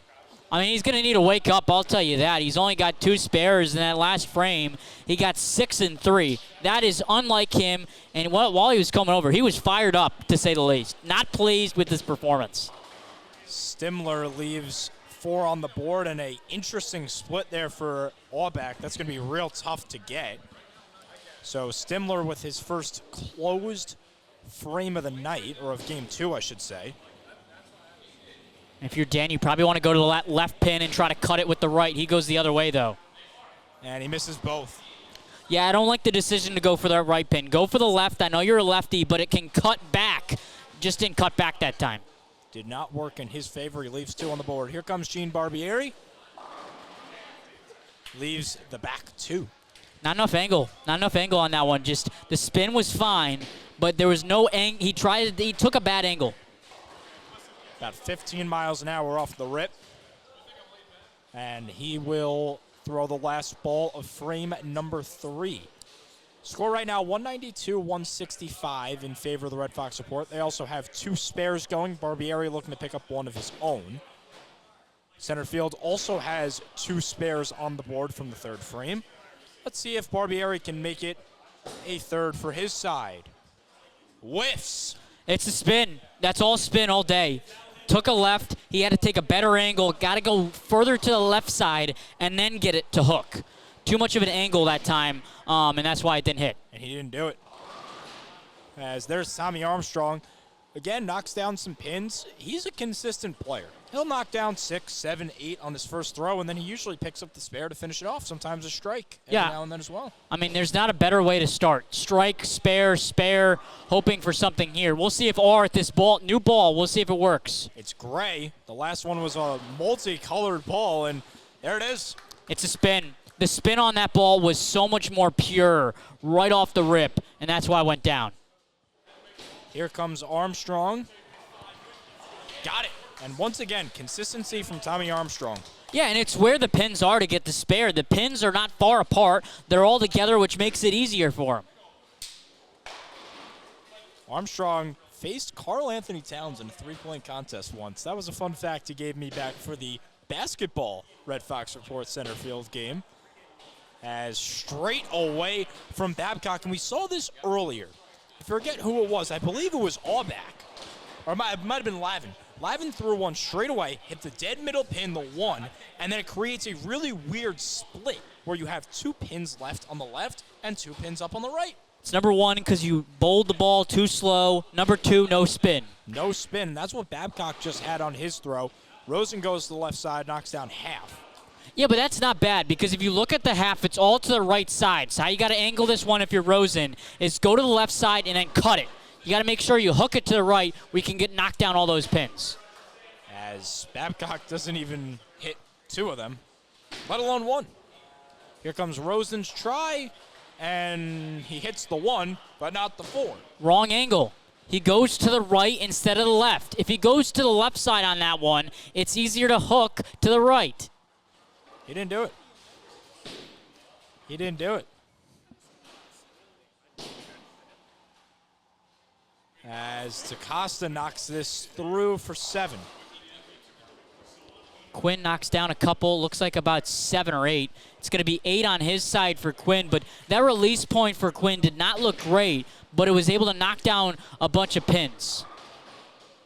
So 195, 228, center field going to need some big boost coming. As DaCosta left, far to the left. Not enough angle. Almost a spare picked up by DeFury, but it leaves one on the board. I mean, it's a tough one because he's going too far to the left. He wants to go more middle of those 2 pins, going too far to the right. Here's Lacey now with a try. She subs in and knocks down a few of her own. That was 7. She's got perfect. It's literally perfect in terms of getting the spare. You just got to shift to the left and get it to go. It's a hook. It's just like kicking field goals. You got to hook. You don't want to hook it right, so you got to hook it right here. Well, we've seen a few field goals today in between pins. Here's Stimler. Hits that left side, leaves 4 open. Yeah, and you talk about it, 1, 2, 3. You want to hit all those pins and see what happens. Hits the 3rd pin on the left side, then you got to get the other ones. That's why. But it's an easy spare to pick up. It's an easy spare because all those pins are on the right side. Lacey also has an easy spare to pick up. Stimler's going to go again. He doesn't really care what ball he uses, and he leaves that 5 pin open. Yeah, and he went too much to the right. If he went to the left, it's an easier cut. Same thing with Lacey. They're going too far to the right. If you go to the left and you set up your motion to get the first pin, then it knocks down everything. Barbieri up. You know that means Dan Aubach is to follow. And Barbieri leaves the 10-pin open. Once again, we've seen those troubles all day. And Aubach with a strike. The way he has his formation for Allback is perfect. He knows where to stand. He knows the spin of his ball, figures it out, get it to go, get the strike, get some momentum. That's what you want to see out of a guy in Allback who's their leader. He's center field's leader. He's their guy, and he's got to step up, especially when it's a very close match. They lose game one. You're down 26 pins or something like that. Got to get a couple pins, get some boost, some energy. Here's Barbieri with 1 pin left to go, and he gets it. And he didn't go with the spin. He didn't go with the spin because, yeah, I mean, that's what you got to do when you got 1 pin. Just go flat, go straight to it, get it to go. Here's a guy I've liked seeing so far today. It's Tommy Armstrong. That's a straight on. Could create a bad split, but it's hard enough to get the strike. Tommy Armstrong has been red hot in game 2. It's that 1-2-3 pin. Every single time it's about 1-2-3. Armstrong gets 1-2-3, gets the rest to go. Did I just see that correctly? Was Marley Pope trying to intimidate Arth? Well, Does it didn't he realize work. they're on the same teams? It didn't work. He got a strike. Rosen tried to go back-to-back, but same thing. Too far to the right, which he only gets 8 down instead of the strike. Able to knock down 8. He'll wait for his next ball. Hayden Shapiro is patiently waiting somewhere around here. He wants to check in. He wants to bowl at least once. He was terrible in practice. That was his goal. He wanted 1. Rosen able to get the spare. What kind of celebration are we going to have today? That's Corky Will right at its finest. Will's had some fun celebrations. I'd say he's got the best celebrations out of all of us. Shapiro! Yes! I was talking to him in practice about release point. Well, guess what? That release point is pure. He was releasing too high, makes the adjustment in practice. Guess what? He deserves it. I'll break it to you. Arth didn't like you teaching people. He said, I wouldn't listen to Derek if I were you. Well, guess what? It worked. It worked. It worked. So Arth is wrong. I can actually teach bowling once in a while. I can teach bowling once in a while. Is that what we're getting at it tonight from Derek Tagallo? Who knows? As DaCosta leaves 4 on the board. Favorable split. No one is up for the Red Fox report. Because I believe Sam Babbage will be up to bowl for the Red Fox report, but we'll see. That's what it looks like. She's getting her shoes on as we speak. DaCosta knocks down 1, so a total of 7 in her 5th frame. As Sam Babbage is looking to check in.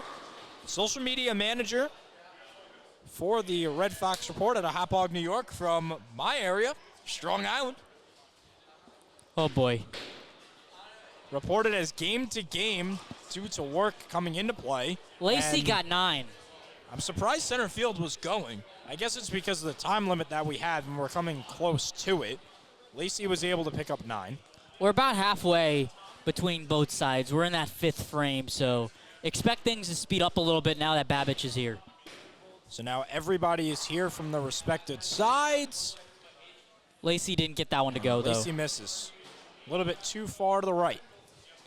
They're looking to possibly see, in terms of Babbage, which ball she wants. I was just about to say, she's looking for the perfect ball. We'll see. Straight down the middle. Leaves 2. Now it's pure. Great release point. Goes down and gets it. Nice release point. Good spin. Gets 1, 2, 3. Just not able to get the other pins down. And so that ball was 12 miles an hour as Allback with a strike of his own. Babbage's straight middle hit was 12 miles an hour. She gets her spare to go.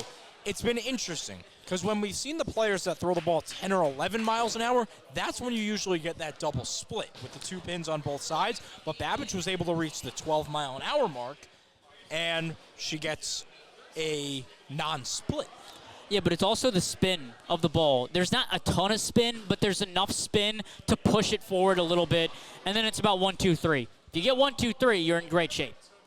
That's exactly what it is as Stimler goes with the gutter ball. DeFury is over on the practice side, lane 29. He was subbed out.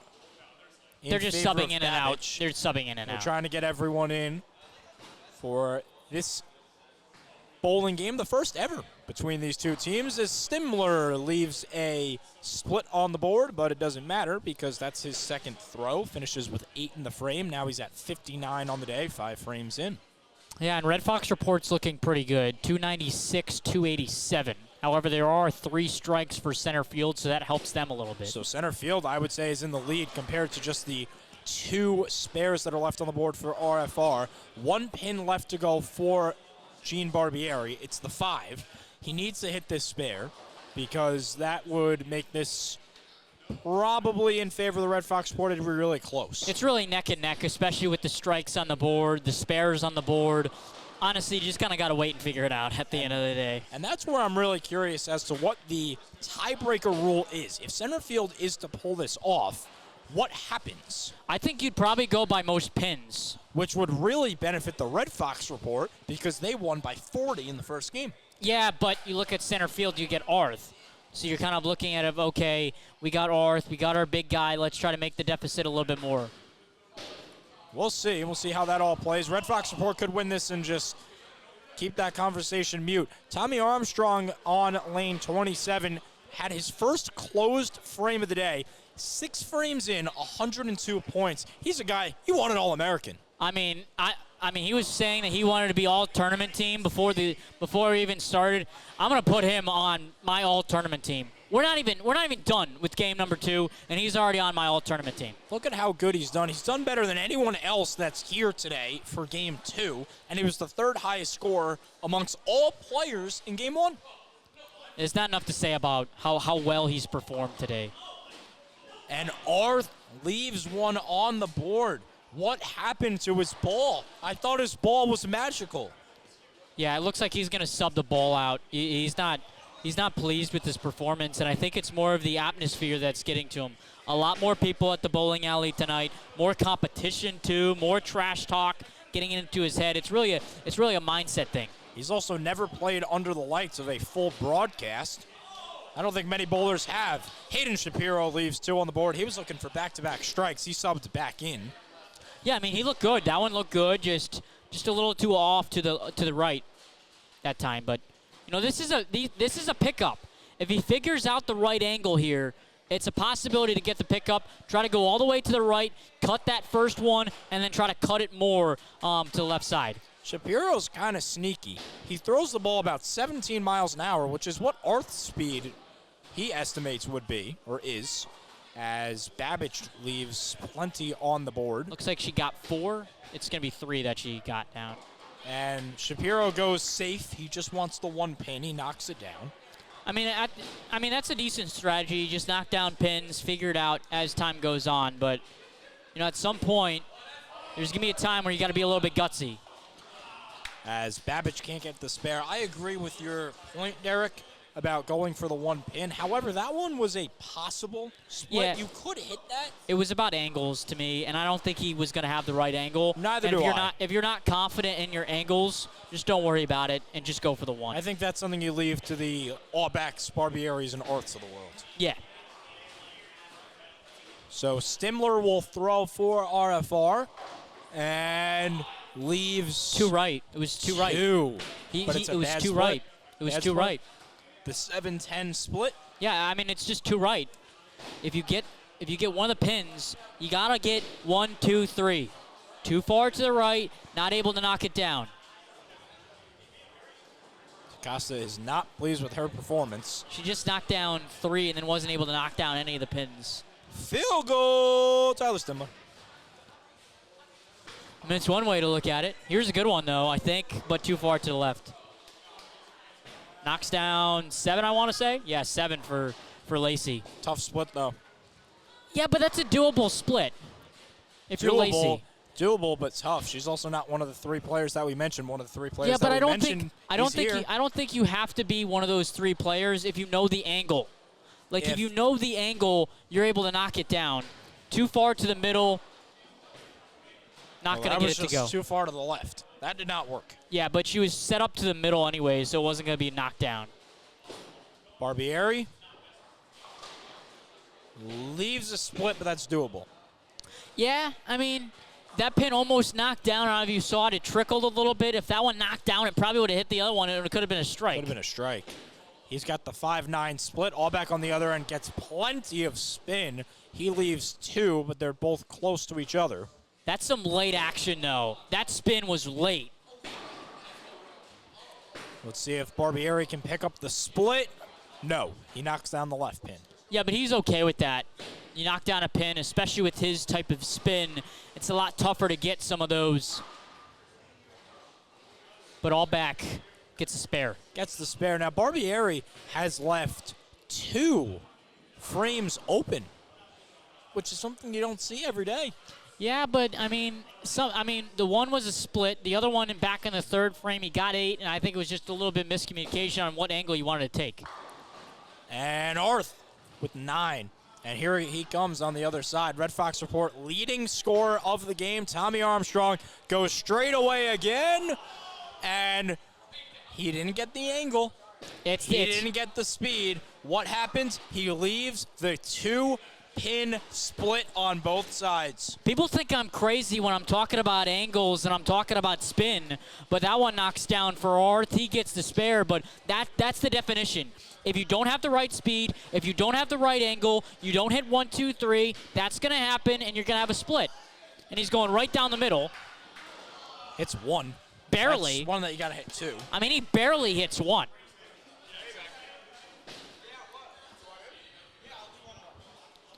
Looks like Hayden is staying in, that being Shapiro.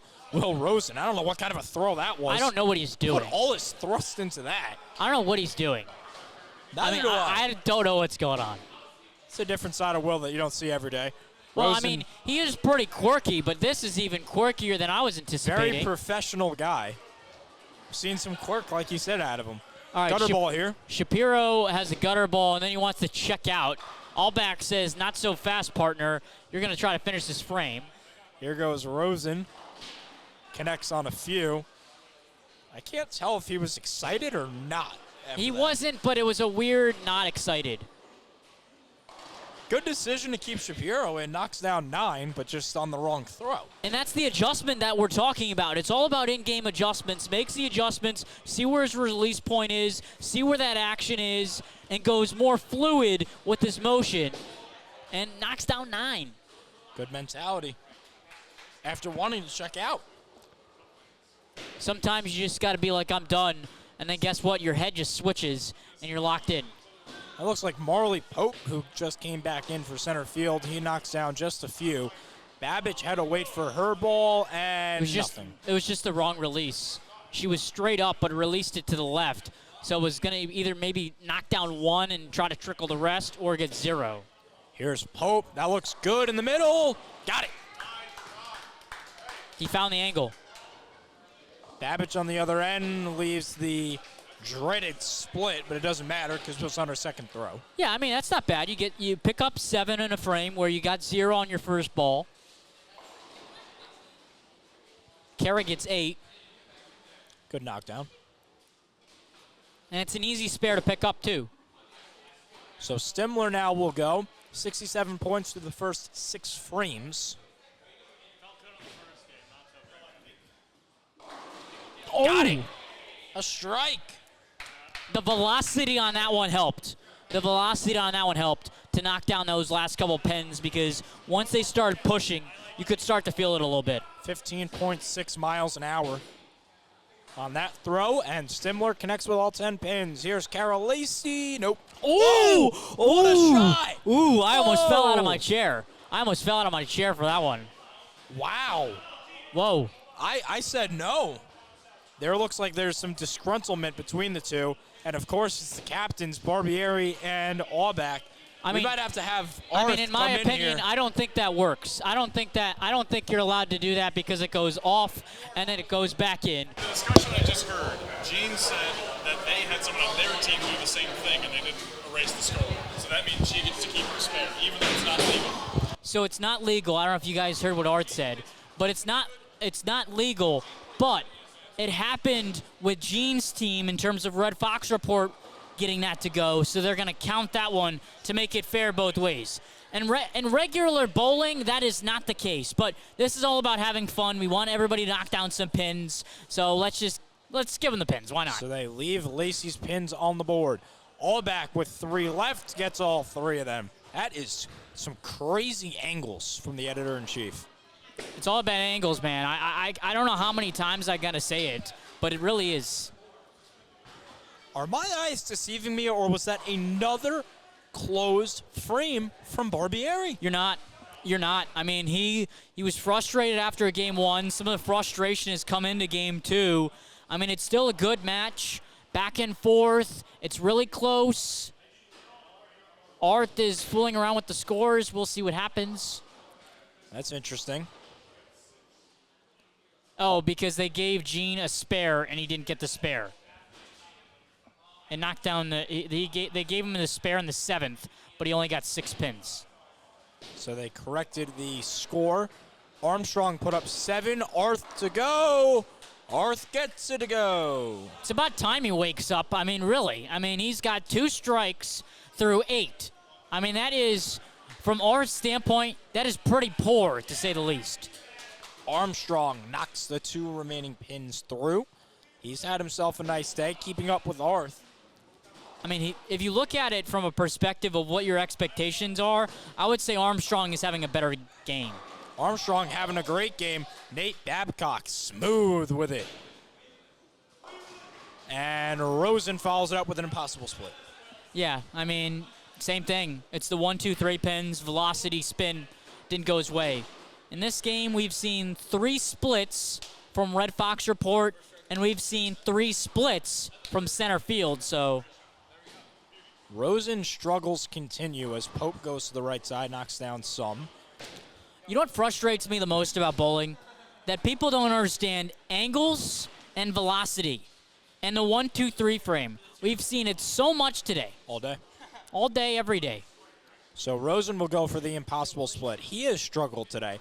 And do you think maybe some of that goes back to his days when apparently he sprained his finger at a bowling alley when he was 6? I mean, maybe. I mean, who knows? But it should be interesting to see what happens throughout. But I'll tell you what. I mean, this is a fascinating matchup between both sides. Arth isn't as hot as you'd expect. A lot more things were kind of anticipated in game 2, and it seems like everything we were expecting goes out the window. Babbage leaves 1. Good throw there from Sam. And Lacey on the other side for the journalists. Knocks down a few, call it Looks 7. Like yeah, that's what I was going to say, 7. Bad placement. She left the 1, the 5, and the 10. That's tough. It is tough, but it's doable. Straight away from Babbage, connects with the right side of the pin. Gets the spare. 9 spare. People are going very fast today. It seems like back and forth, a lot of action in terms of one person bowls, all right, next person, let's go. Things are starting to speed up a little bit. It's been that way in the second game. We're about halfway through the 8th frame, 35 minutes in. The total of the first game, granted 6 players were on both sides, 55 minutes. So yeah, definitely going quicker. Yeah, I was expecting 5 for both sides, but in game 1 they had 6. And, you know, you look at it, it's pretty close. I mean, it's really tough to say who's going to win this one. We're about 8 through. I mean, it's really a battle, to say the least.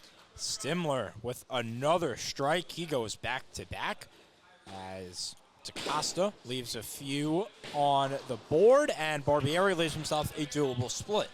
Yeah, but he's not happy because he wants strikes. Yes, he does. And he's not getting them in this game. He has no strikes and only 2 spares. Now, DaCosta was in for Dan Auerbach, a substitution we were not made aware of, but she knocks down an 8 spare. Dan was trying to motion to us that he was getting a beverage, and he got a beverage. He got water to rejuvenate a little bit. He says, give me a substitution. He gets a substitution, and it's a spare. So it seems like that substitution worked out a little bit. So we'll see if this is like baseball, and he can't come back in, or if this is like any other sport and he can come right back in. Yeah, I don't think there's any substitution rules. Probably not. Rough go for Armstrong, although he still knocks down 7 and has a favorable split for him. No split. I mean, that's an easy pickup if he locks in and focuses. Favorable formation left on the board for Armstrong. He's got 126 points after that spare. Registers, I should say. I mean, he's got to knock this down here. As Armstrong looks good. Yep. Right down Broadway. He's been solid. Consistent. He honestly, if you're looking at the board, he is the most consistent bowler throughout the entire night. Well, we'll look at something interesting here. He's got 1 split. That's the only time he had a closed frame is when he had a split. You can notice that from the red dots that are on the scoreboard, as Arth taught us earlier. And he's got one split. It was in the 7th frame. That's the only frame that he's left closed. Babcock bowling, he gave us a look, and I don't think what he was giving us a look for was really something he should have after that bowl. I would agree with that statement for sure. Sharito is in. He subbed in for Will Rosen, and although Rosen's performance hasn't been great, I don't think Sharito was necessarily the best option off the bench. Yeah, I'm not sure who really is, if you're being completely honest with you. I mean, maybe go back to the freshman and DiFiore. Yeah, I mean, he was hot. I mean, he really was hot. He's got a camera in his hand. He's taking pictures of us as we speak. Now here comes Babcock for his 2nd throw. Oh, brother. Oof. Gutter ball. That's not what you want to see, especially when you're at the end of the game. No, it is not, as Sam Babbage with a strike. It's what you want. Perfect in terms of formation. Right down the middle, right down Broadway. Gets 1, 2, 3. Everything else falls into place. Straight up. So here's DaCosta. And she pulls an all back. Strike. That's what you want. I mean, she wasn't in game 1. Well, game 2 happens, and she's coming up hot in a big way where it's really close. Neck and neck. Who's going to get a strike? Who's going to get a spare? Knocks down a strike. Big momentum boost there. And she performed poorly when she was the one that was bowling for herself. But now since she's taken over for Allback, it's been great as Lacey knocks down a strike of her own. A lot of strikes as of late. Back-to-back for center field. Here comes Stimler. Favorable. Able to knock down, looks like 7. They're picking me up. I'm struggling right now. They're picking me up. That's 3 in a row. Beautiful strike from Dan Allback. You heard it here first. Maybe you didn't. Arth thinks that Allback is going to beat him, but it doesn't matter as long as the team wins. Yeah, and he said it was a great frame in 9. If you look at 9 for center field, it was a spare by Arth, 3, and then strike, strike, strike, which you want to see as Barbieri. Eugene got the strike. With a strike is Barbieri. And 563 is the Red Fox report score. 533 is the Red Fox report score. 563 is the center field score as Arth gets a strike. We're in the 10th frame, critical frame, and Armstrong does not help him and his team's sake, leaving 3 on the board. You need a strike. Yeah, but it's okay because if he gets a spare, he's going to have another ball, and if he gets a strike there, he's also kind of reliant on the fact that you got 2 guys with a strike in their last frame. But coming off the spare, it's better if you have a strike than a spare rather than a spare and then a strike. Speaking of strikes, Arth connects with another one. He could round this out off a 9 spare with a triple strike. Armstrong connects and hits the remaining 3. So Armstrong will go into his last throw of the 10th frame with a 7 spare. Arth will come in off a double strike. And I think he was upset because Allback had him on the lead. So if he gets 3 strikes in a row, he might beat Allback, but he's not able to do so. No. But that's only 2 points that he left on the board. Yeah, but, it's more about, hey, he wants to beat Allback, and it's going to be murky for him. We don't know exactly what Arth's lowest score has been of late, but I bet that 186 is near there. It is. It's very near there, especially when you got a guy who averages 200. 228. 228 plus. I mean, some impressive stuff. Averages 228, and he falls short of that by a mile. Nate Babcock too far left. As this is a PR, a personal record for Tommy Armstrong. Finishes out with 159. He came in saying he wants to be all-tournament. You might get it. Oh, he's the only person I knocked down on my all-tournament team. Everybody else I'm still trying to figure out. It's probably going to end up being, I don't know. I mean, Ty's having a great performance I go with Barbieri. 111. I think you go, I think you go Eugene. I think you probably add Dan in the mix. And I think you have to add Arth even with a bad performance. Dan's disappointed, and I think Arthur's disappointed too. But I still think they're in there. I'll tell you one person. They're in there. It's no offense, because the guy's great, but Nick Sciarrito is not on my all-tournament team. Once again, leaves pins on the board, finishes with an 8 gutter. 77 total points from his spot. Keep in mind, he substituted in for Will Rosen. So a poor performance from the Marist Minute. Yeah, I mean, not what you want to see. As now Sam Babbage goes for RFR. Straight up. 9. Leaves that 10 pin open. Yeah, but if she's able to get the spare and then try to get a strike, I mean, it's still in distance. It's still a little murky because you're down 30-ish pins, and you got 2 players on the Red Fox side who are coming off of strikes. And that's going to help. A Babbage spare will help. She finishes that with a 9 spare, has 1 more throw to go. Aiden Lavin checked in for center field. This is a big spare if he can hit it, and he doesn't. He had a really nice 10th frame in game 1, but he finishes with a 5-4 in the 10th to round out that spot at 98, and Babbage doesn't do much with her last chance. She picks up, I want to say that's going to be 3. I couldn't tell on that last one. Now Lacey with a left throw leaves 2 pins open, but that's a nice throw from Cara Lacey. I think this game number 2 might be out of reach for Red Fox Report. They're going to need a lot of strikes from Dan Allback, and it's going to have to happen quick. I think we'll see. Well, Dan's team right now for center field's in good shape. They're winning this one 648, or I can't read, 643 to 587. I apologize. It's going to have to be a lot of Stimler and Barbieri strikes, like you just pointed out. That's not a strike. But if you get a spare and then you get a strike, Stimler leaves 3. He gets 7 on the first, looking for a 7 spare. Allback can really ice this one with a couple more strikes. Curves, leaves a split. It's an 8. Yeah, but now if you're a Red Fox Report, you're going to need Allback to choke. And the Stimler miss is not going to help. It's out of reach. It's out of reach. Even if Eugene gets 3 strikes in a row, that's going to be 30 there, 137, 137, 157. It's over. You're talking about 50. They're out. I think they lose right now. If Eugene strikes out, I think they lose by 20. And so I don't know what happened there. Allback was throwing the ball at no pins. Yeah, to get the spare. The scoreboard gives him the spare. Yeah, because the pin fell down afterwards, and they give him the spare. So interesting there. He has another opportunity, it looks like. Yeah, he'll have another opportunity. Yeah, and I think it doesn't matter because center field's going to win. Center field's going to win. It's just about the margin. Right now, it looks like about 10 or 20. Hold up 1 second. We're going to get... we have some important information. It looks like the tiebreaker is going to be announced here.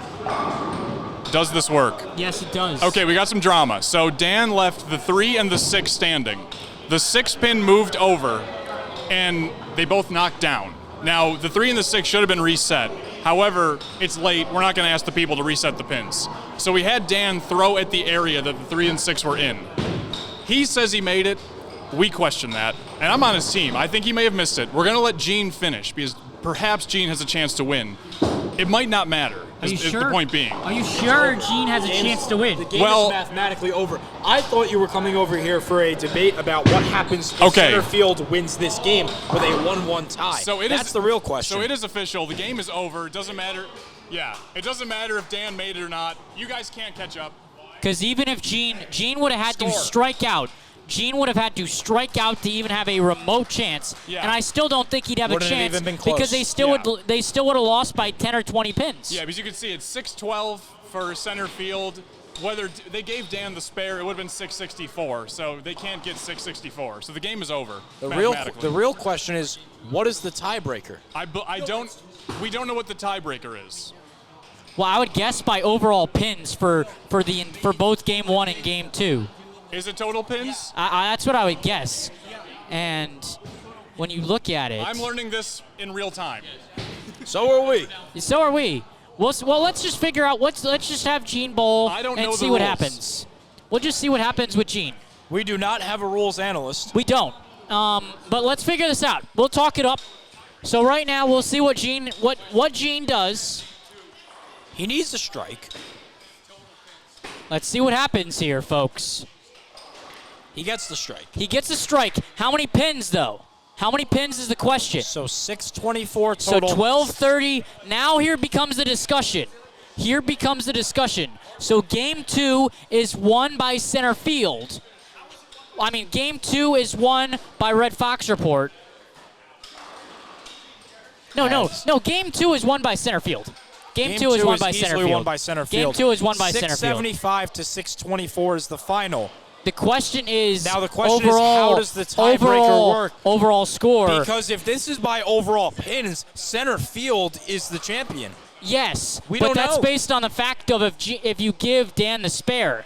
If you don't give Dan the spare, Red Fox Report wins.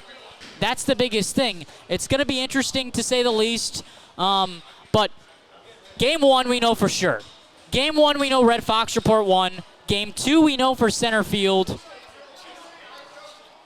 And I think game 1, correct me if I'm wrong, was by about 40 points in favor of the Red Fox Report. So game 1. I don't think it's going to matter.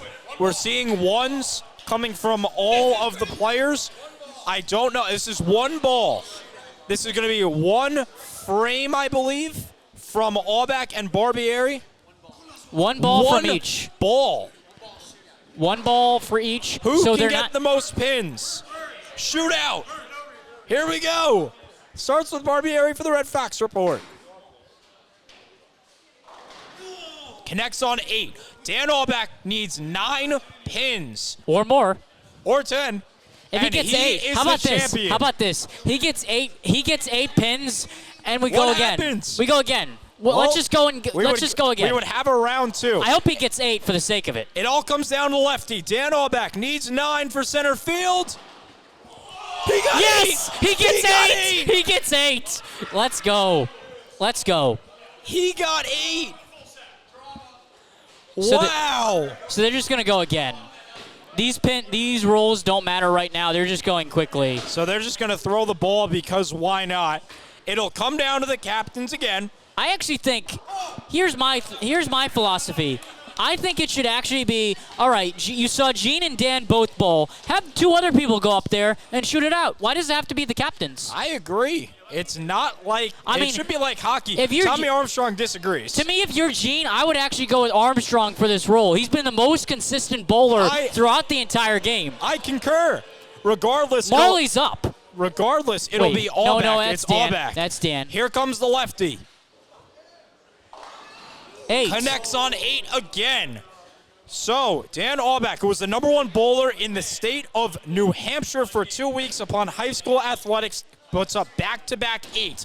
Barbieri can win this, 9 or 10. Red Fox Report looking for their first win in this rivalry. They're 0-3. Comes down to the right hand of Barbieri. Here it comes. He lost! He lost it! Dan Aubach and center field pulled off another whimsical victory. Yeah, and it's tough. It's tough. It really is. Hopefully we can get Dan over on the broadcast side of things to give his thoughts after this one, but what a moment. What a He's moment gonna be indeed. your player of the game. All right, so I'll give him my headset and you can get the interview done. Well, Editor-in-Chief Aubach, wow, what was going through your head on those last 2 throws? Just don't gut her. I've got to be completely honest with you. That was the most nervous I've ever been. Props to Gene. This guy's a competitor. We're just a competitor. That was unbelievable. I like the idea for a roll-off. It's really hard to tell if that was a spare or not. Obviously, I'm going to fight for my side. He's going to fight for his. I think at the end of the day, I showed I'm not washed. I showed I'm back. And that's really where it counted. And we were talking about this in our interviews beforehand. A lot of washed comments coming from one another. Gene, 0-4 is the Red Fox Report. How do you rebound next season? Next season we just got to go out there, do our best. We always go out, play our hardest. I'm going to be honest, that was probably the worst shot I've ever taken in my life, and I'm the only one to blame for that. My team came up today, they showed out. It was on me with the last shot, and it was not me. Not true. Hold on a minute, William. So it was on me. I apologize to all my fans. Next year we will come back. We will be stronger. Normally I make that shot 9 times out of 10. I'm not quite sure what went wrong there. But Dan's a fierce competitor. It's unfortunate we couldn't see what would have really happened. It was really close to tell with that 6-3 spare. I like the shoot-off. I like the competition. I'm looking forward to being back. And job's not done. 0-4. This will not be the last you've seen of us. Do not write me off. Do not write us off. Let's go, Foxes. And Gene, one more question for you. You mentioned how you have all the seniors, and you mentioned you're coming back.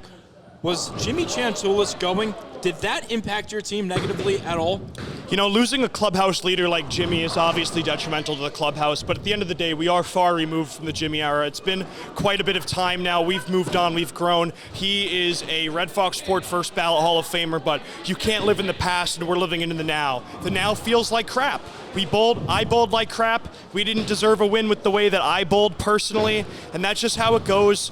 If Jimmy was here, maybe things would be different, but Jimmy's not here. I'm here, Will is here, Dan is here, Dorito is here, Arth is here, and you guys are here. The fans are here. We will be back. I will be back.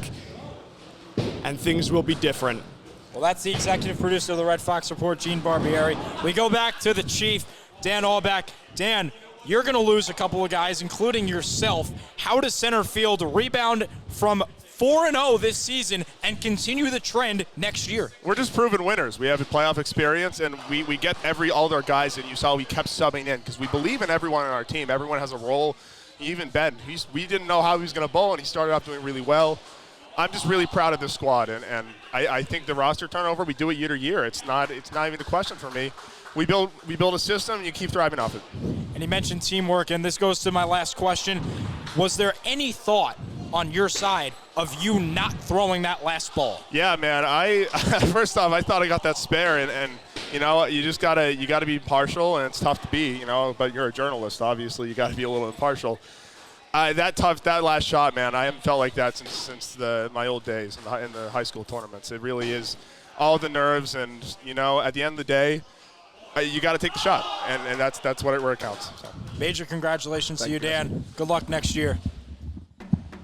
For the center field Red Fox Report bowling game, it required a shootout. Red Fox Report took game 1, the journalists took game 2, and it all came down to a 2-round shoot-off, and it was the editor-in-chief, Dan Allback, who came up clutch. Yeah, you look at it in a nutshell and you just think to yourself, oh, if you got one pin there, things would have been differently. But from a both sides perspective, you're happy. It was a competitive outing. Both teams had fun. You look at it on the bright side for Red Fox Report, you got a lot of guys coming back. Not many people are leaving. For center field, it's a different aspect. A lot more people leaving. Going to be a different for both sides, but you gotta love the competitive nature of both sides. Just going at each other in terms of competing, the chemistry from both sides, and at the end of the day, it's all about having fun, which both sides did tonight. Most certainly. It was a great game. Center field and Red Fox Report conclude their 4th annual game. The journalists took the basketball game. They took the free throw contest with Ben Leeds beating Will Rosen. They took the Jersey Mike's race, and they win here in shootout fashion at Spins Bowling Alley in Poughkeepsie, New York. For Derek DeGallo and Zach Arth, Dr. Zachary Arth, I'm Mike Duda. We thank you for tuning in. The Journalists 4-0. Have a good night.